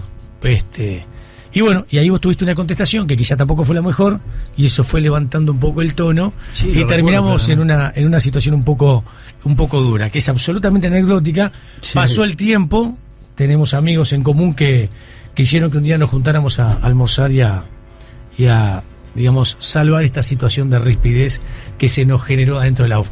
Pero convengamos que había un clima tenso a nivel político en aquel momento de la propia ciudad. Sí, sí, fue en esa asamblea. Vos sabés que yo recuerdo las asambleas en general durante los 4 años y medio, yo estaba conforme porque había logrado, más allá de las diferencias y de la dureza de los temas, eran temas muy duros, pero se había logrado un clima de cada uno hablar con determinado nivel de respeto, claro, excepto en algunos casos, ¿no? Alguna asamblea de la reforma del estatuto que estuvo con alguna intervención fuera de lugar y esa asamblea que vos decís, lo que pasó fue que realmente había tomado un tono que a mí no me gustaba. Entonces yo no me levanté para ir al baño, yo me fui. Ajá. Es decir, le dije a los asambleístas, hasta acá ya está, me voy. Yo en este clima, en este ambiente no se puede hacer, o sea, es decir, en estos términos no es realmente adecuado ni corresponde que se lleve adelante una asamblea. Y bueno, y salí muy caliente, lógicamente, ¿no? Y vos agarraste justo y yo salí a la pasada. Y bueno, ahí ya. Pero bueno, son cosas. Lo que pasa es que el fútbol, mira, yo sigo escuchando, por supuesto, y sigo mirando los partidos de televisión, y escucho programas y veo, y también escucho las declaraciones de los dirigentes que están involucrados, y entiendo porque a mí me pasaba, el fútbol te lleva por caminos y por lugares, la pasión, lo vertiginoso que se vive hoy, lo de las decisiones que hay que tomar ya, y como el fútbol lo que tiene es que no hay otra actividad, el Uruguay seguro, y creo que en la mayoría, en la gran parte del mundo, tiene la mezcla de todo, tiene la mezcla de lo que vos manejás, que es mucho poder, la mezcla de lo que vos movés, que es mucho dinero, y la mezcla de la pasión, y la mezcla de la exposición, claro, porque se replica se multiplica. Y además, Wilmar, ¿sabes lo que yo creo? Que el fútbol, yo creo que esto con el tiempo igual progresivamente, porque hoy está todo mucho más fiscalizado y yo creo que es lo correcto y está bien. Sí, sí. Muchas veces te lleva a tomar decisiones que quizás vos en tu empresa, en tu vida particular, profesional o incluso familiar no tomarías. Absolutamente. Y el amor por un club te hace tomar decisiones muchas veces equivocadas. A mí me dijo un día mi viejo, Pillo, para ser dirigente vos tenés que administrar pasiones. Lo charlé hace unos años atrás con mi amigo Adrián Leiza. Y no es fácil administrar pasiones. Cuando la pasión la tenés vos mismo siendo dirigente, pero que tenés que actuar como dirigente, no como hincha, como barra. Y también es difícil administrar las pasiones de los hinchas que te siguen, muchos o pocos, en la propia Mira, institución. yo lo digo en un pasaje del libro, no me acuerdo si en el capítulo de Rentistas o dónde fue que lo digo. Es decir, eso es lo más difícil. Y lo que digo también, creo que sí está en el capítulo de Rentistas, lo que digo también es que administrar pasión sin dinero todavía es peor. Es peor. Es decir, porque ¿qué pasa? Vos tenés por ejemplo, me pasó a mí siendo presidente de Rentistas, que no había dinero, pero si vos estabas peleando el descenso, tenías que traer un jugador para ver si te salvaba del descenso. Claro. Entonces ahí cometés también, por esa pasión, cometés determinados errores que después los pagás, porque a mí me pasó. Claro. Es decir, yo en la presidencia de Rentistas viví de todos los momentos, viví momentos buenos. Con Carlitos Manta, que era el técnico, que en 2005-2006 llegamos a 2 liguillas para Libertadores de América, no clasificamos para Copa, pero anduvimos arañando. Y después al año siguiente nos tocó irnos al descenso. Claro. ¿No? O sea, vivir esas dos caras. Entonces, es muy difícil el fútbol precisamente por eso, y no hay una fórmula mágica. Vos podés desarrollar y pensar y decir voy a hacer esto, pero cuando el resultado deportivo te viene y te golpea, realmente decir la cabeza funciona de otra forma. Exactamente. Mira, yo recuerdo la época de mi papá presidente de Liverpool, era otra época, era otro momento, era otra circunstancia. Los grandes eran realmente grandes y los chicos eran realmente chicos, pero en un momento determinado, Liverpool en la década del 70 tuvo 2 o 3 años muy buenos, pero había que recomenzar la actividad y había una deuda que había que cubrir. Y mi papá era un loco de laburo. Mi familia es clase media baja y laburante, y mi mamá modista que terminaba de coser con un laburo artesanal extraordinario a las 3, 4 de la mañana, y mi papá, abogado de la intendencia, pero la mayoría de las horas que tenía se las dedicaba a Liverpool, no al laburo. Claro. Y en un momento determinado, el Liverpool no podía empezar porque no podía afrontar las deudas que tenía pendientes. Y hay un grupo de dirigentes, entre ellos mi papá y otros dirigentes que no voy a nombrar, que los tengo siempre en mi recuerdo, terminan agarrando los títulos de la casa y lo ponen como garantía para que... una locura, sí. Y en hoy, vos lo decís, bueno, en aquel momento era una locura. Mis papis tuvieron prácticamente 22, 23 años juntos hasta el accidente de mi papá. Nunca tuvieron un sí ni un no, por lo menos adelante de mi hermana, adelante de mí. La única vez que yo me enteré con los años que estuvieron cerca de, por lo menos generar momentáneamente una suspensión de su buena relación, fue cuando mi mamá se entera que mi papá había puesto los títulos de la casa justamente para eso. Claro. Y se enteró cuando mi papá ya había liberado los títulos. ¿Me explico? Entonces, ¿qué quiero decir con esto? Un poco lo del comienzo. El fútbol, a veces, por esa pasión que vos tenés y ese amor al club, te hace transitar caminos que en otras actividades personales, profesionales, familiares, claro, no las transitas. Claro. Hoy de todas formas, ya hace unos años cambió muchísimo eso. Sí, está claro. Porque el fútbol es muy profesional, genera dinero y lógicamente hay empresas, y ya prácticamente es muy difícil de encontrar ese tipo de actitudes, por una razón lógica, una sencilla razón. Es muy difícil arriesgar una vida familiar hoy, claro, ante las demandas de qué significa la vida, las exigencias de la vida de hoy, arriesgar todo eso, ¿no? Más siendo que el fútbol hoy es verdaderamente un comercio en el cual genera, millones de dólares. Wilmar, a ver, sigamos transitando, surfeando lo que es parte del libro y unas cosas que tienen que ver con el fútbol. Esto es sin pausa, no hay pausa hoy. Esto es de largo. Lo dijimos, lo anunciamos ayer. Hoy no tenemos pausa, está bien. Y quiero respaldar el enorme esfuerzo que hacen los amigos avisadores para sostener este programa que ya lleva 11 años al aire de manera interrumpida y que hemos estado expuestos, más allá de la pandemia, esta nueva normalidad, a estar 5 meses sin fútbol en Uruguay y en el mundo. Y cuando vos tenés una actividad por la cual generás un programa y no tenés noticias durante 5 meses acá en el mundo porque la pelota no corría a ningún lado, sostener un programa a la mañana, a la tarde, 3 horas y media al aire sin suprimirlo realmente no es tarea sencilla. Bueno, pero lo hacemos con con mucho esfuerzo, con mucho sacrificio, pero con mucha dignidad y con mucho amor por la profesión y amor por el programa. Sigamos profundizando en el tema. Explicamos lo de rentistas, cómo te terminás vinculando a la Asociación Uruguaya de Fútbol. Empecemos a hacer una especie de ping-pong, pero contame cómo llegás a la presidencia de la AUF, porque yo en una asamblea estaba, y ese día por la tarde en un restaurante, los equipos habían acordado que un determinado dirigente fuera el nuevo presidente de la AUF. Estamos hablando en aquel momento de la renuncia de Bauzá días antes, una situación muy dura y muy traumática. Yo en aquel momento defendí mucho la presidencia de Bauzá, el programa defendió mucho la presidencia de Bauzá. Fuimos testigos en aquel momento que elementos vinculados al fútbol y fuera del fútbol político, directamente el gobierno de aquel momento, hicieron una incidencia para que Bauzá tuviera que renunciar a la presidencia de la AUF. Recuerdo aquel famoso partido de Nacional con, creo, si no mal recuerdo, con News Old Boys de Rosario, cuando se genera todo un tema de líos, incidentes, de roturas, de detenidos. Ese fin de semana Nacional se le fija el partido, lo pierde con Liverpool, al otro día tenía que jugar Peñarol, y ahí justamente la decisión del gobierno a través del propio Ministerio de Interior es producto de todos los incidentes que había y que el fútbol en teoría no había hecho lo que tenía que hacer en el tema de seguridad, no brinda la posibilidad de policías para el partido del domingo, cuando a esa fecha, que era la 9ª, ya se había iniciado el día anterior. En ese momento, desde la Mutual que presidía, si no mal recuerdo, Sarabia, toma la decisión de decir, si no hay policía yo no mando a mis jugadores. Entonces lo dejaron a Bauzá en un lugar donde prácticamente como presidente no podía operar. Y estoy convencido, lo dije en aquel momento, lo digo ahora, que fue todo un tema orquestado y armado para sacar a Bauzá del medio. En medio de toda esa situación hay una asamblea que se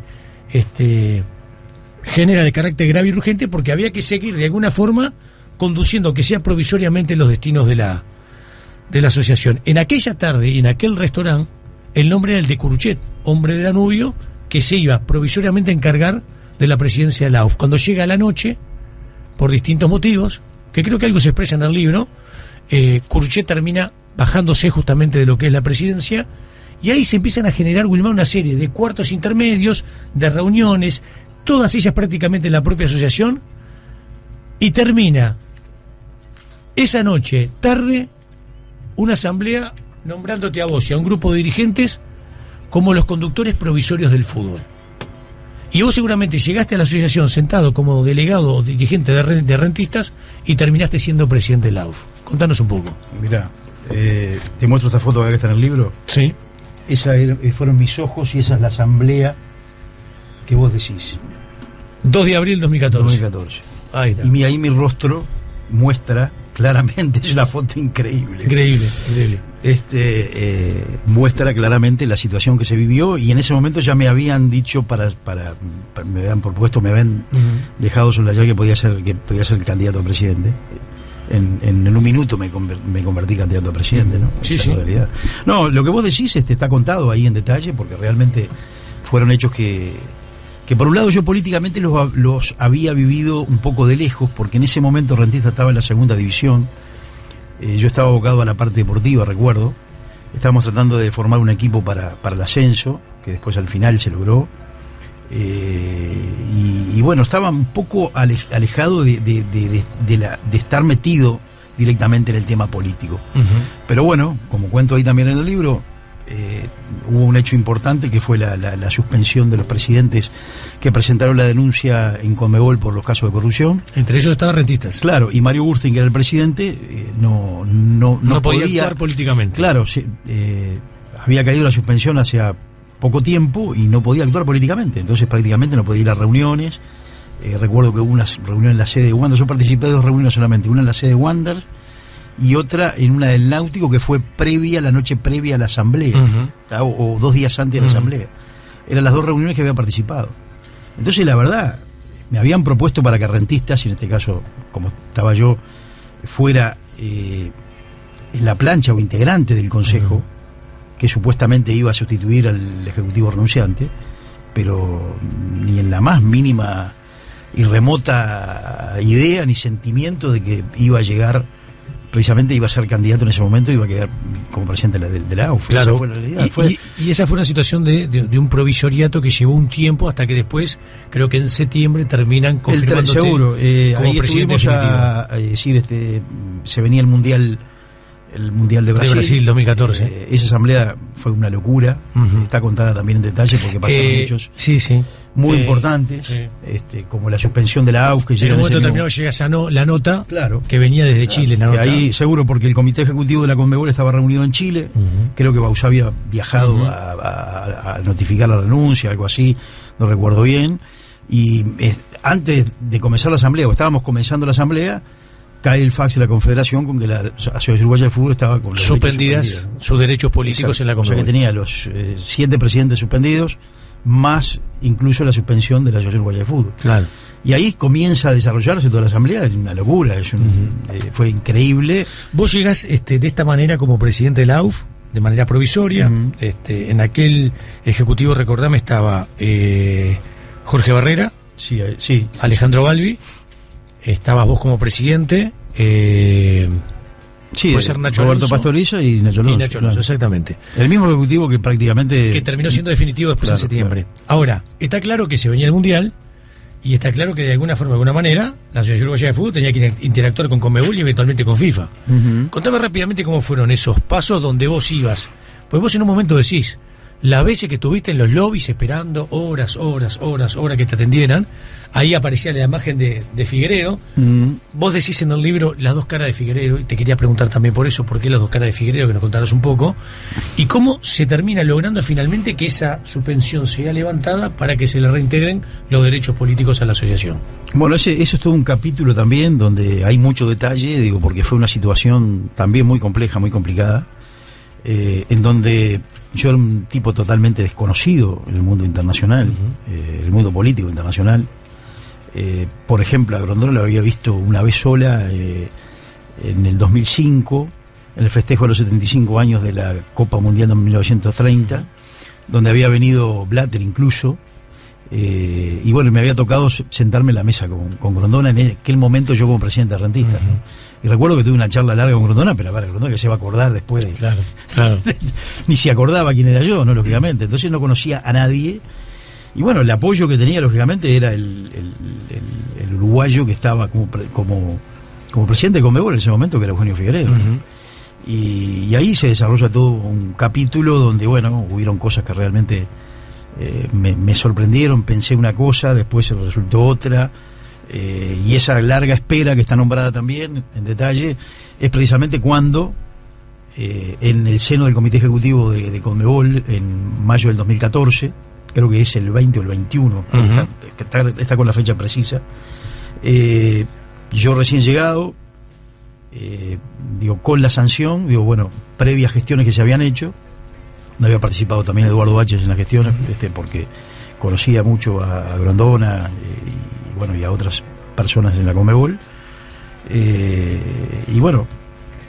supuestamente estaba todo arreglado. Yo estaba esperando una carpetita 4 horas en el comité ejecutivo que estaba sesionando, y cuando me llaman, pensé que estaba todo arreglado y no estaba arreglado nada, ¿no? Era y al revés. te la pateó por más adelante. Entonces, ahí se desarrolla todo un capítulo muy interesante también de cómo, creo que esa fue mi primera batalla internacional, que después me permitió un poco ir formándome mi imagen y haciéndome camino en ese mundo tan complicado. ¿No? Está claro que en los distintos tópicos que vos mencionás, ibas haciendo camino al andar. Nunca peleabas, por lo menos en esa reunión, en esa foto que me mostrabas, ser presidente de la AUF, estando como delegado o representando a rentistas, lo terminaste siendo. Terminaste siendo presidente de la Conmebol y por lo menos explicaste someramente, profundizado está en el libro, de cómo llegás a ser presidente de la Conmebol.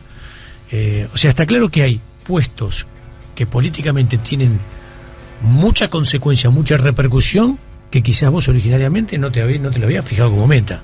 Y las distintas circunstancias del fútbol te llevaron justamente que ocupar. Con lo cual, de alguna forma, de alguna manera, tuviste que ir haciendo camino al andar. O sea, con la propia experiencia, ir haciendo, con los propios hechos, tu propia experiencia de lo que estaba pasando. Absolutamente. O sea, fue así y fue todo un camino de aprendizaje. Hoy, lógicamente, tengo ese bagaje y tengo esa experiencia porque viví todos esos hechos que están contados en el libro. pero visto desde ese ángulo, de esa perspectiva, es decir, visto en el momento que ocurrió, lógicamente digo que tuve que ir haciendo camino al andar, digo, porque no tenía experiencia absolutamente ninguna. En todo esto que ha pasado, porque en el medio también, al poco tiempo de lo que es justamente el Mundial de Brasil, y algunas cosas que te quiero preguntar del Mundial de Brasil, porque digamos, a ver, viste cuando se dice el convidado de piedra, vos no llegabas al Mundial de Brasil con la tranquilidad política que llegaste en el 2018 al Mundial de Rusia, por poner un ejemplo. ¿Me explico? Sí, Ahí sí, está. Totalmente distinto. Distinto, Sí, exactamente. Hay una serie de cosas que pasan en el Mundial de Brasil, algunas que pasan en el Mundial de Rusia, que me interesa también charlarlas con vos. Pero está claro que en un momento determinado el FIFA Gate hace una eclosión enorme cuando se generan varias de las detenciones que hace un ratito hablábamos. Cuando se genera esto, vos estabas en Zurich. Sí, claro, sí. Ahí estaban en un hotel los representantes de la Conmebol y en otro hotel los representantes de la FIFA. Claro, es decir, los representantes de la FIFA siempre van a un hotel distinto a lo que van los representantes del resto de las confederaciones y de las federaciones. ¿El FBI se llevó a alguno al lado tuyo? Sí, se lo llevó a uno, sí. Sí, es un hecho que está también contado con detalle, porque es un hecho que me tocó vivir que me parecía increíble. Y en ese momento tampoco te das cuenta, sos un inconsciente en ese momento. Claro. Porque fíjate vos, yo recién llegado, porque ahí, a ver, si bien ya tenía un año y ya me conocía, ya en la Conmebol era vicepresidente, era tercer vicepresidente de la Conmebol, ya tenía un X camino andado, pero en muchos temas todavía era no sé si un inexperto total, pero me faltaba muchísimo camino por recorrer, ¿no? Entonces uno iba caminando o recorriendo transitando ese camino al que nos referimos de una forma natural. Y en esa forma natural, bueno, es decir, viene uno de los presidentes que está nombrado ahí, de una de las federaciones, me dice, vamos a acompañar a Fulano Bertal, que está un poco deprimido, subo a la habitación, y a los 30 segundos subí a la habitación, digo, golpeé en la puerta y era la policía suiza por donde el del FBI para llevárselo detenido, la verdad. Hoy lo cuento naturalmente, pero en ese momento... Yo sabés que alguien, creo que algo de hacer referencia en el libro, por esto que ibas haciendo camino al andar, alguien que estaba metido en el tema expresó: a Wilmar le faltan un par de cortes de cara para poder llegar a ser presidente de la Conmebol. Sí. Eso fue un experiente funcionario de la Conmebol que le dijo a Alejandro Balbi, le dijo eso, ¿no? Digo, porque, bueno, Alejandro tenía una participación como secretario general muy activa, formaba comisiones de Conmebol, entonces estaba en mucho contacto con gente. Viste cómo es Balbi, ¿no? Que se mete en todos lados. Sí, ¿no? sí. Le mandamos un saludo. Le mando un saludo que tiene que estar escuchando, seguramente. Pero no, era así, es decir, cumplía su función en ese aspecto muy bien. Y bueno, yo recuerdo que él me dijo, mira, fulano tal me dijo esto, y es así. Bueno, yo creo que es así también, ¿no? Digo, y por eso también capaz que terminé como terminé. Claro. Wilmar, ahora en un momento determinado, vos hablabas de Grondona, fallece Grondona, ¿no? Todo un capítulo, ahí está, fenómeno. Imperdible eso. Imperdible, es imperdible. Yo lo leí, es imperdible. Fallece Grondona. Y atrás del fallecimiento de Grondona, había dirigentes que hacía años que estaban con Grondona y estaban pensando ahí cómo se repartían, porque Grondona dejaba de ocupar un cargo realmente importante, cómo se iban progresando, generando quién ocupaba cada lugar, cómo llegaban a la FIFA en los puestos que dejaba Grondona. En ese momento que te ibas dando cuenta, no decías, bueno, esto no es para mí, yo vengo de Tala, quería ser relator de fútbol, me gustó el amor y la pasión por Rentistas y llegué a la asociación. ¿No se te pasa el bichito de decir, quiero estar lo más alejado posible de todo esto que está pasando?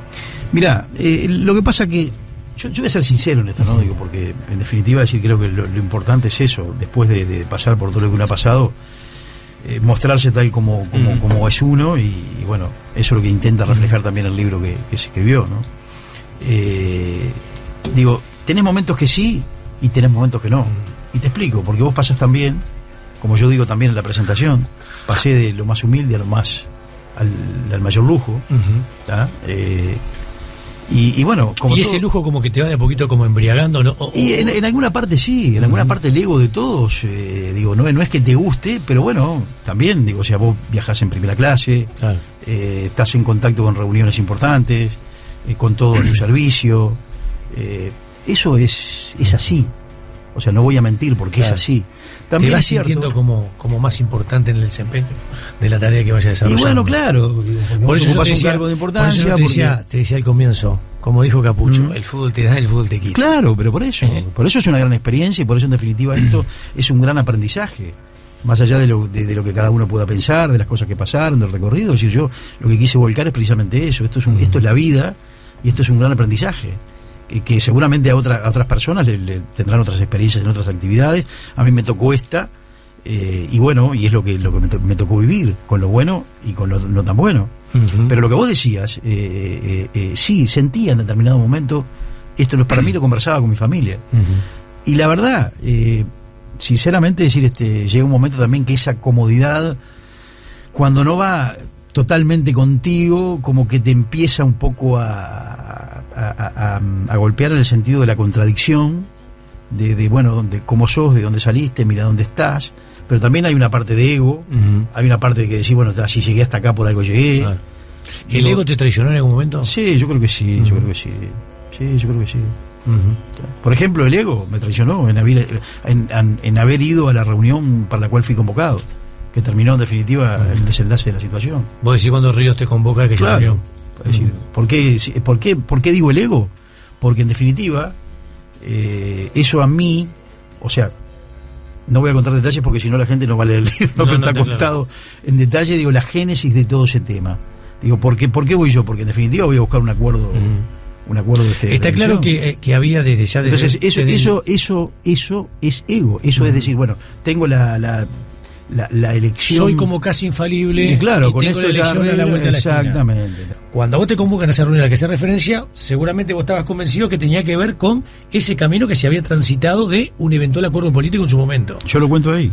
Y te terminás encontrando con los audios. Sí, está todo expresado. Está todo expresado como de acuerdo a mi sentir y de acuerdo a mi forma de ver las cosas y por supuesto también de acuerdo a los hechos que ocurrieron, ¿no? Vamos al caso quitado, total no nos escucha nadie y esto no tiene mucha repercusión. ¿Le tenés bronca a Blatter? No, es que yo no tengo bronca a nadie, porque yo creo que desde el rencor no se construye, vos no podés construir sobre una vida sobre el rencor. Lo mismo aplico para lo que a mí me pasó. Por eso digo, si yo escribí la historia... Está bien, yo no te lo pregunto desde la concepción hoy de todo lo que ha pasado, digo desde el fragor político cuando el Mundial 2014 iba a eso. Son dos cosas. Una cosa es tener bronca, hay que dar con rencor. Otra cosa es vivir el momento de fastidio, de decepción, de impotencia. Lo de Suárez hacía, la verdad, perdón la expresión, hizo calentar un muerto.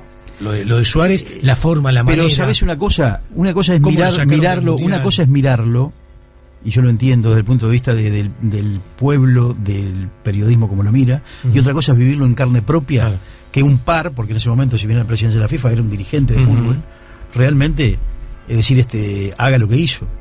Porque yo estoy convencido hasta el día de hoy que el responsable de eso fue un tema político, fue un tema del presidente de la FIFA de aquel momento. Sí, yo no tengo duda de eso. Bueno, yo lo digo en el libro. El chivo expiatorio, el que paga el pato, termina siendo Suárez y Uruguay. Porque Luis reconoce después, por supuesto, un error. Nadie dice que no haya cometido un error y todo lo demás, pero tal como se dio la génesis, que la cuento ahí, de reuniones que pasaron y de cosas que uno fue sacando conclusiones, es evidentemente que hubo una mano política. Era una FIFA en la cual...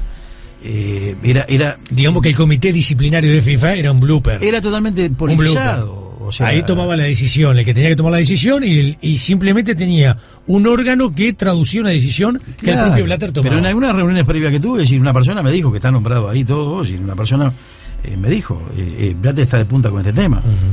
Entonces fue una responsabilidad, era una FIFA en la cual pasaba todo por la política. Hoy, por ejemplo, el órgano de ética que me juzgó a mí, mi conducta, es un órgano en el cual, si bien lo elige el Congreso de la FIFA, son juristas que son independientes, que no pueden estar vinculados a cargo de fútbol. Claro. Y se supone que en condiciones normales la parte jurisdiccional no tiene que tener ningún tipo de presión o influencia política. Principio de separación de poderes. Exactamente. Wilmar, es verdad que en una de las idas y vueltas que tuviste con Blatter en el tema Suárez, en un momento te mira y te dice algo como... Este boludo también por lo que hizo Suárez. No, ese no fue Blatter, ese fue Grondona. Ese fue Grondona. Sí. Ese fue Grondona. Sí, ese fue una de esas charlas coloquiales en las cuales nosotros estábamos buscando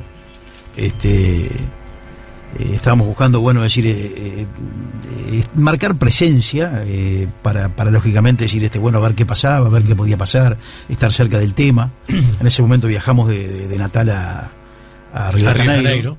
Porque yo estaba cubriendo Tirando Paredes el Mundial y me fui a Río de Janeiro justamente porque todos estábamos esperando la sanción. Y bueno, sí, entonces en una de esas charlas Aquello era, yo también lo cuento con detalle para que la gente se imagine lo que son esos lugares. Digo, era mi primera experiencia en un mundial como dirigente. Digo, bueno, ver ese majestuoso hotel, todo, bueno, llegar a Grondona no era tan fácil, ¿no? Era todo a través de Eugenio Figueiredo. Claro. ¿Cuánto pensás que tuvo que ver en todo esto que pasó con Suárez la postura o no postura de Eugenio, de Figueiredo? No sé si tengo que ver. Yo creo que lo que tuvo que ver fue la inacción. Para mí, la inacción. A ver, pongo un ejemplo.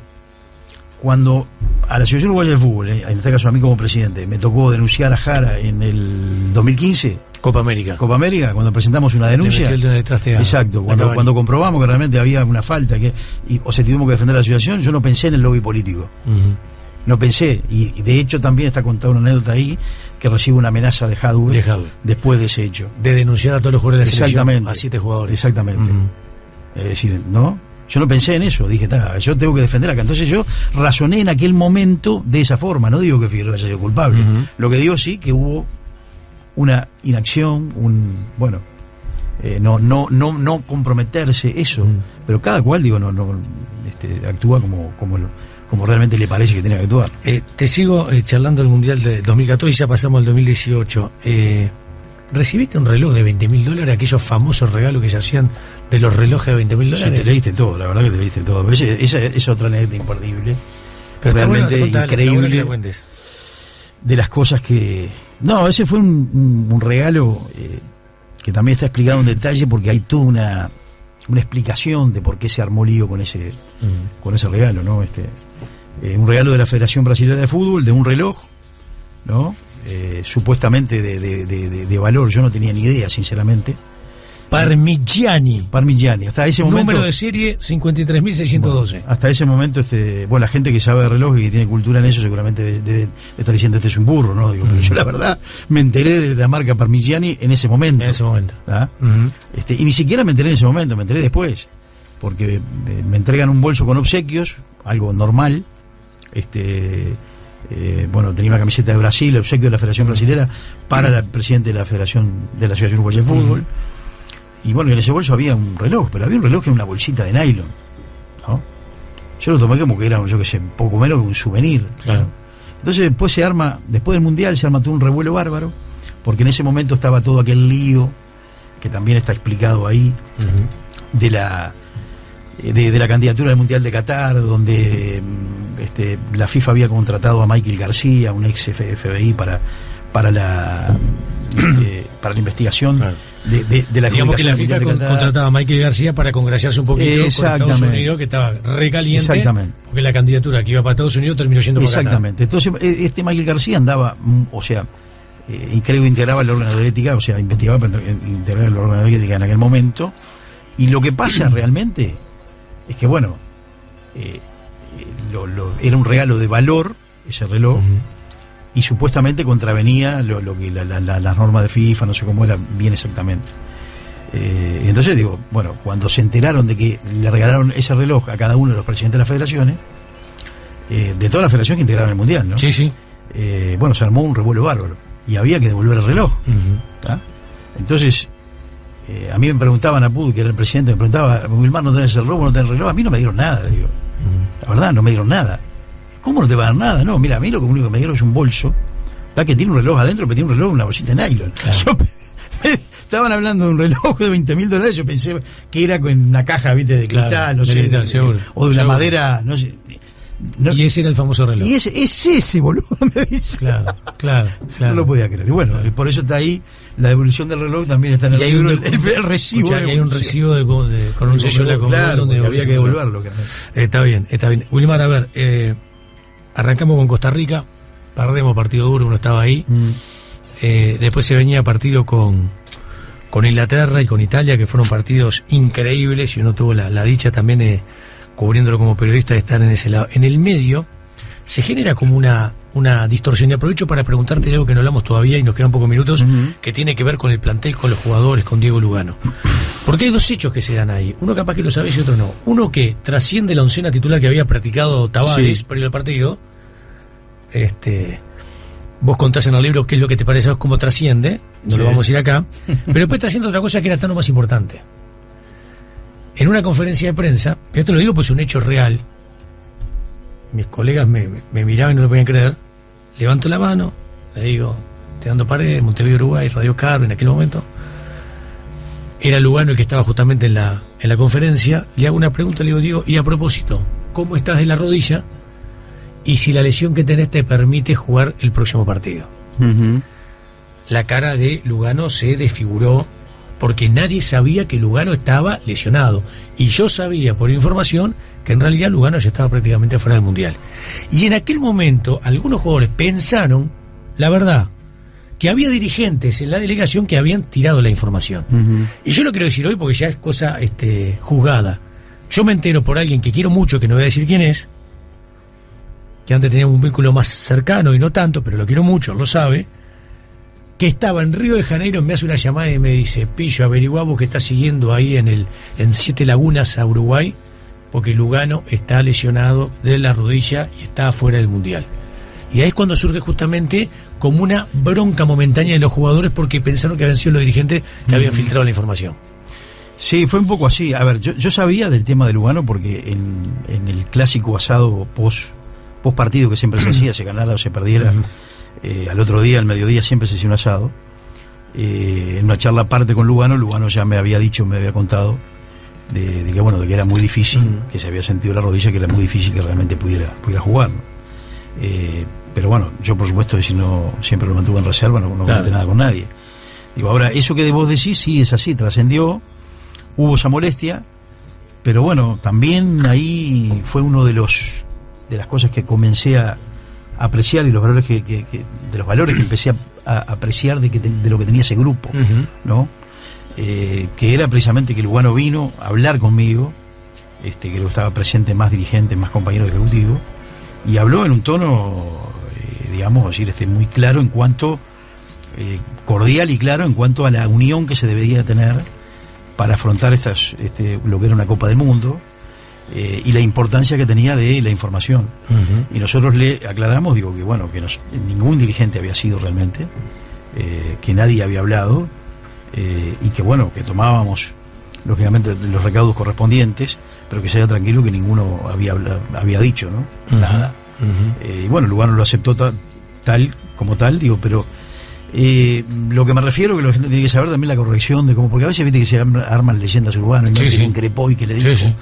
La verdad, yo con el plantel de la selección, tanto el de Brasil, como que yo no conocía tanto, como el de Rusia, que sí ya estaba afianzada la relación, verdaderamente fue una conducta ejemplar y un relacionamiento excepcional. Bien, te propongo hacer un ping-pong porque nos quedan 15 minutos. Yo la verdad me encantaría tener una hora más para poder seguir charlando temas, me parecen muy interesantes, que muchas de las cosas contás en el libro. Muchos te tildaron te fuiste para el lado de los jugadores y no para el lado de los dirigentes. Te fuiste para el lado de los jugadores y tenías un acuerdo de palabra con Nelson Gutiérrez en el tema famoso de Puma y Nike que no se llegó a concretar. ¿Cómo fue ese tema? Bueno, también está contado con mucho detalle, porque pasaron cosas que lógicamente algunas que trascendieron y otras que no. A ver, yo tengo una concepción en la cual, cuando hablo de los derechos de imagen, yo también expreso un concepto que para mí el fútbol es un arte, y el éxito final de la obra, de esta obra de arte que es el fútbol, es el artista, siempre dependerá de la inspiración del artista. Es un concepto que yo lo vierto en el libro, y que bueno, yo lo siento así. Partiendo de esa base, lógicamente, el jugador de fútbol para mí es el artista y es importante en su medida, lógicamente. En materia, de decisiones, tiene también, que guardar su medida, porque el dirigente es el que dirige y es el que organiza y es el que arma, pero el jugador también es fundamental en este andamiaje que es el fútbol y en este espectáculo y en esta obra de arte que es el fútbol, ¿verdad? Entonces, bueno, cuando se dio este tema, nosotros actuamos no caprichosamente, actuamos también de acuerdo a los elementos que teníamos, en función de la historia que tenía este tema y en función de un reclamo de los futbolistas, en los cuales, bueno, yo no estuve en la génesis de ese reclamo porque no conviví esa época, pero sí venía una historia de relacionamiento de los futbolistas de la selección con Tenfield y con Paco Casal, en la cual se ve que algún tema, algún cortocircuito había, y no me iba a poner a detener cuáles eran las razones porque no me correspondía. Lo que sí tenía un tema enfrente, tenía un tema grande enfrente, y que era muy importante para todo el fútbol. ¿Por qué? Porque la selección nacional, y esa selección nacional, realmente representaba a todo el fútbol del Uruguay, representaba al pueblo uruguayo en su sentimiento más genuino, que era la pasión precisamente por la celeste. A partir de ahí, lógicamente, es decir, yo no es que me puse del lado de los jugadores, sino que comprendí su reclamo, traté de entenderlo, inicié un diálogo de negociación, y por supuesto en el diálogo de negociación siempre dejé claro los derechos que habían ya adquiridos por contratos firmados, y que contra eso no se podía ir hasta que se llegara a una solución o negociada o hasta que se terminara ese contrato. En ese ámbito fue que comenzamos a transitar, y en ese ámbito, bueno, fue que se dieron todos los temas que se dieron y que son públicos, y que termina en la firma del convenio con los futbolistas de la selección por sus derechos de imagen. Pasaron muchas cosas en el medio, pero resumiendo, ese fue el accionar nuestro. Ahora, una cosa que tiene que quedar clara también, que también lo digo en el libro, el accionar nuestro no fue ni caprichoso ni sentimental, ¿tá? Sino que fue profesional. Para tomar las decisiones nosotros tomamos los recaudos correspondientes, pedimos los informes a juristas importantes que realmente saben mucho de este tema, y en base a eso sí tuvimos que tomar una decisión política, de la cual no estoy arrepentido ni mucho menos. Está bien, está muy bien. Esa es la aquella asamblea donde se vota Nay sí, Nay no, que termina en el famoso 10-9, ¿fue de las más concurridas que te tocó vivir como presidente de la AUF? Y fueron, a ver, las dos más concurridas que yo recuerdo, y las dos asambleas más increíbles, fueron la del 2 de abril del 2014, cuando subo como presidente, y esa, sin duda. Yo no recuerdo otra asamblea, por lo menos en mi carrera dirigencial, ¿no? Otra asamblea con esas características, con la multitud de prensa y de gente concurriendo, y además con todos los condimentos y todos los ingredientes que tuvo cada una de esas asambleas, ¿no? Wilmar, hay un título del País en un momento determinado de tu presidencia, dice: Valdés, de rentitas a Zurich en 21 meses. Sí. ¿Qué te significó eso cuando lo leíste? Bueno, vos sabés que en esos momentos yo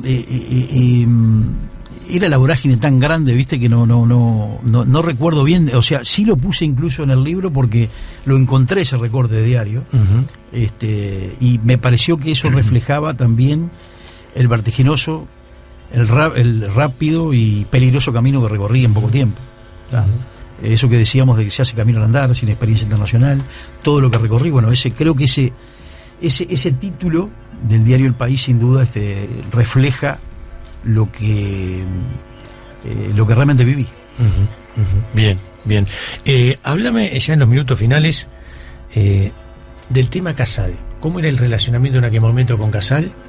¿Cómo era el tema de Casal y Conmebol? Y los líos que había entre Casal y Domínguez, que creo que siguen hasta el día de hoy. Yo estoy un poco medio, no te diría actualizado en la información, pero cómo de alguna manera toda esa situación repercutía que quizás políticamente, cuando querían bajar a Uruguay de algo, a nivel continental ponían el nombre de Casal como diciendo: el dirigente que viene acá va a responder siempre a Casal, como un elemento para bajar a Uruguay de determinado nivel político entre la Conmebol. Sí, bueno, en aquella época yo lo viví así. Todo lo que venía de Uruguay, lógicamente, es decir, se tomaba como que realmente estaba vinculado con las empresas de Francisco Casal, ¿no?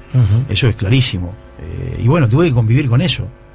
Tuve que tener un equilibrio y un balance entre eso, algo que no fue fácil, y que en definitiva, decir, tenía que transitar por ese camino, digo, porque no tenía otra. Ahora, respecto a mi relacionamiento con Casal, digo, yo antes de llegar a la presidencia de la asociación, no había estado nunca con Paco Casal, esa es la verdad. Vos una de las veces que tuviste más fue en Perú, como 6-7 horas con él. Sí, esa fue una charla que yo la menciono en el libro porque fue una charla muy, muy interesante, donde realmente pudimos hablar con mucha tranquilidad, donde por ahí cada uno en su, defendiendo sus ideas y sus convicciones, pero creo que fue una charla constructiva, y bueno, se habló sí de un futuro acuerdo en otros términos, en los cuales es decir está ahora, pero sí se pudo hablar con mucha tranquilidad, en un terreno totalmente neutral, fuera del país, y bueno, la recuerdo como una charla muy, muy positiva. A ver, hay un capítulo ahí que yo hablo, lógicamente, de lo que fue mi relación con Tenfield y también con Casal. Yo creo que Casal, es un hombre indiscutible en nuestro medio, donde para el fútbol, evidentemente, es decir, tiene mucho poder y ha acumulado mucho poder, pero también apostó a lo que significó en determinado momento, decir, el fútbol de nuestro país. Eso es indudable, no se le puede dejar de reconocer eso. Después, lógicamente, un relacionamiento de tantos años, un relacionamiento en el cual, digamos, él afianzó su poder económico, donde también, no se tuvo por ahí en determinado momento, decir, la visión de intentar, digamos, decir, alguna forma de mejorar esa relación. Y mi desvelo fue, cuando lo conocí, cuando empecé a charlar con él, mi desvelo fue precisamente eso, buscar un equilibrio y buscar un acuerdo donde las partes podamos convivir de otra manera, no entre, digamos, el clima un poco que se vive muchas veces acá, de que los temas, es decir, están encima de la mesa y explotan un día y viene uno y te dice una cosa y viene el otro y te dice otra. Pero lo que sí, rescato es que, primero, que es un hombre de mucha sapiencia, sin duda, y de experiencia, eso es clarísimo. Son charlas, de que dejan mucho, sin duda. Es un hombre que sabe mucho del tema. Y en segundo lugar, bueno, nosotros lo hicimos siempre con mucho respeto. Eso sí, hubo algún encuentro en el cual... Hubo un encuentro donde un día se sacó el saco. Sí, pero un poco, no sé, yo me acuerdo si sacamos el saco. No tanto como eso. Pero sí hubo un poco del tono elevado de la conversación, pero en definitiva, yo lo que rescato de una persona como Paco Casal es que, bueno, él defiende lo suyo y lo defiende a muerte, está convencido. Y bueno, por algo también ha tenido el éxito que ha tenido con su empresa. Lo que pasa es que, bueno, el que está del otro lado también tiene que saber hasta dónde va, hasta dónde cede y bueno, defender lo que tiene que defender. Ese fue el equilibrio que traté de buscar y creo que no fue una mala relación, la verdad. Si los temas, por supuesto, muchos enfrentamientos, fue por los temas que teníamos encima de la mesa y los intereses contrapuestos. Nos quedan 2 minutos, Wilmar. 2 cosas. Una, no te lo voy a preguntar acá, simplemente está bueno que se lea. La famosa reunión aquel con Molina, que apareció un día, como una golondrina que tenía una oferta multimillonaria y nunca más apareció. Lo otro que me ponen acá mis compañeros, en este momento en la Sport 890, José Luis Chelaver dice: no me interesa leer el libro de Wilmar Valdés porque está contaminado, deberían preguntarle por qué se bajó de la elección y los beneficios que le dio Domínguez. ¿Domínguez te dio beneficios? No, beneficios no, yo los dineros que gané en su momento, es decir, por mis cargos, no son beneficios directos personales, sino que, no son beneficios que te dé una persona, sino que te da la institución, porque están aprobadas por reglamento. Bueno, se podrá discutir si es mucho, es poco, si corresponde, si no corresponde, si hay que trabajar gratis o no, eso es otro tema. Chilaver dice que el libro está contaminado. ¿Por qué pensás que lo dice? Y si no lo lee, ¿cómo vas a saber que está contaminado?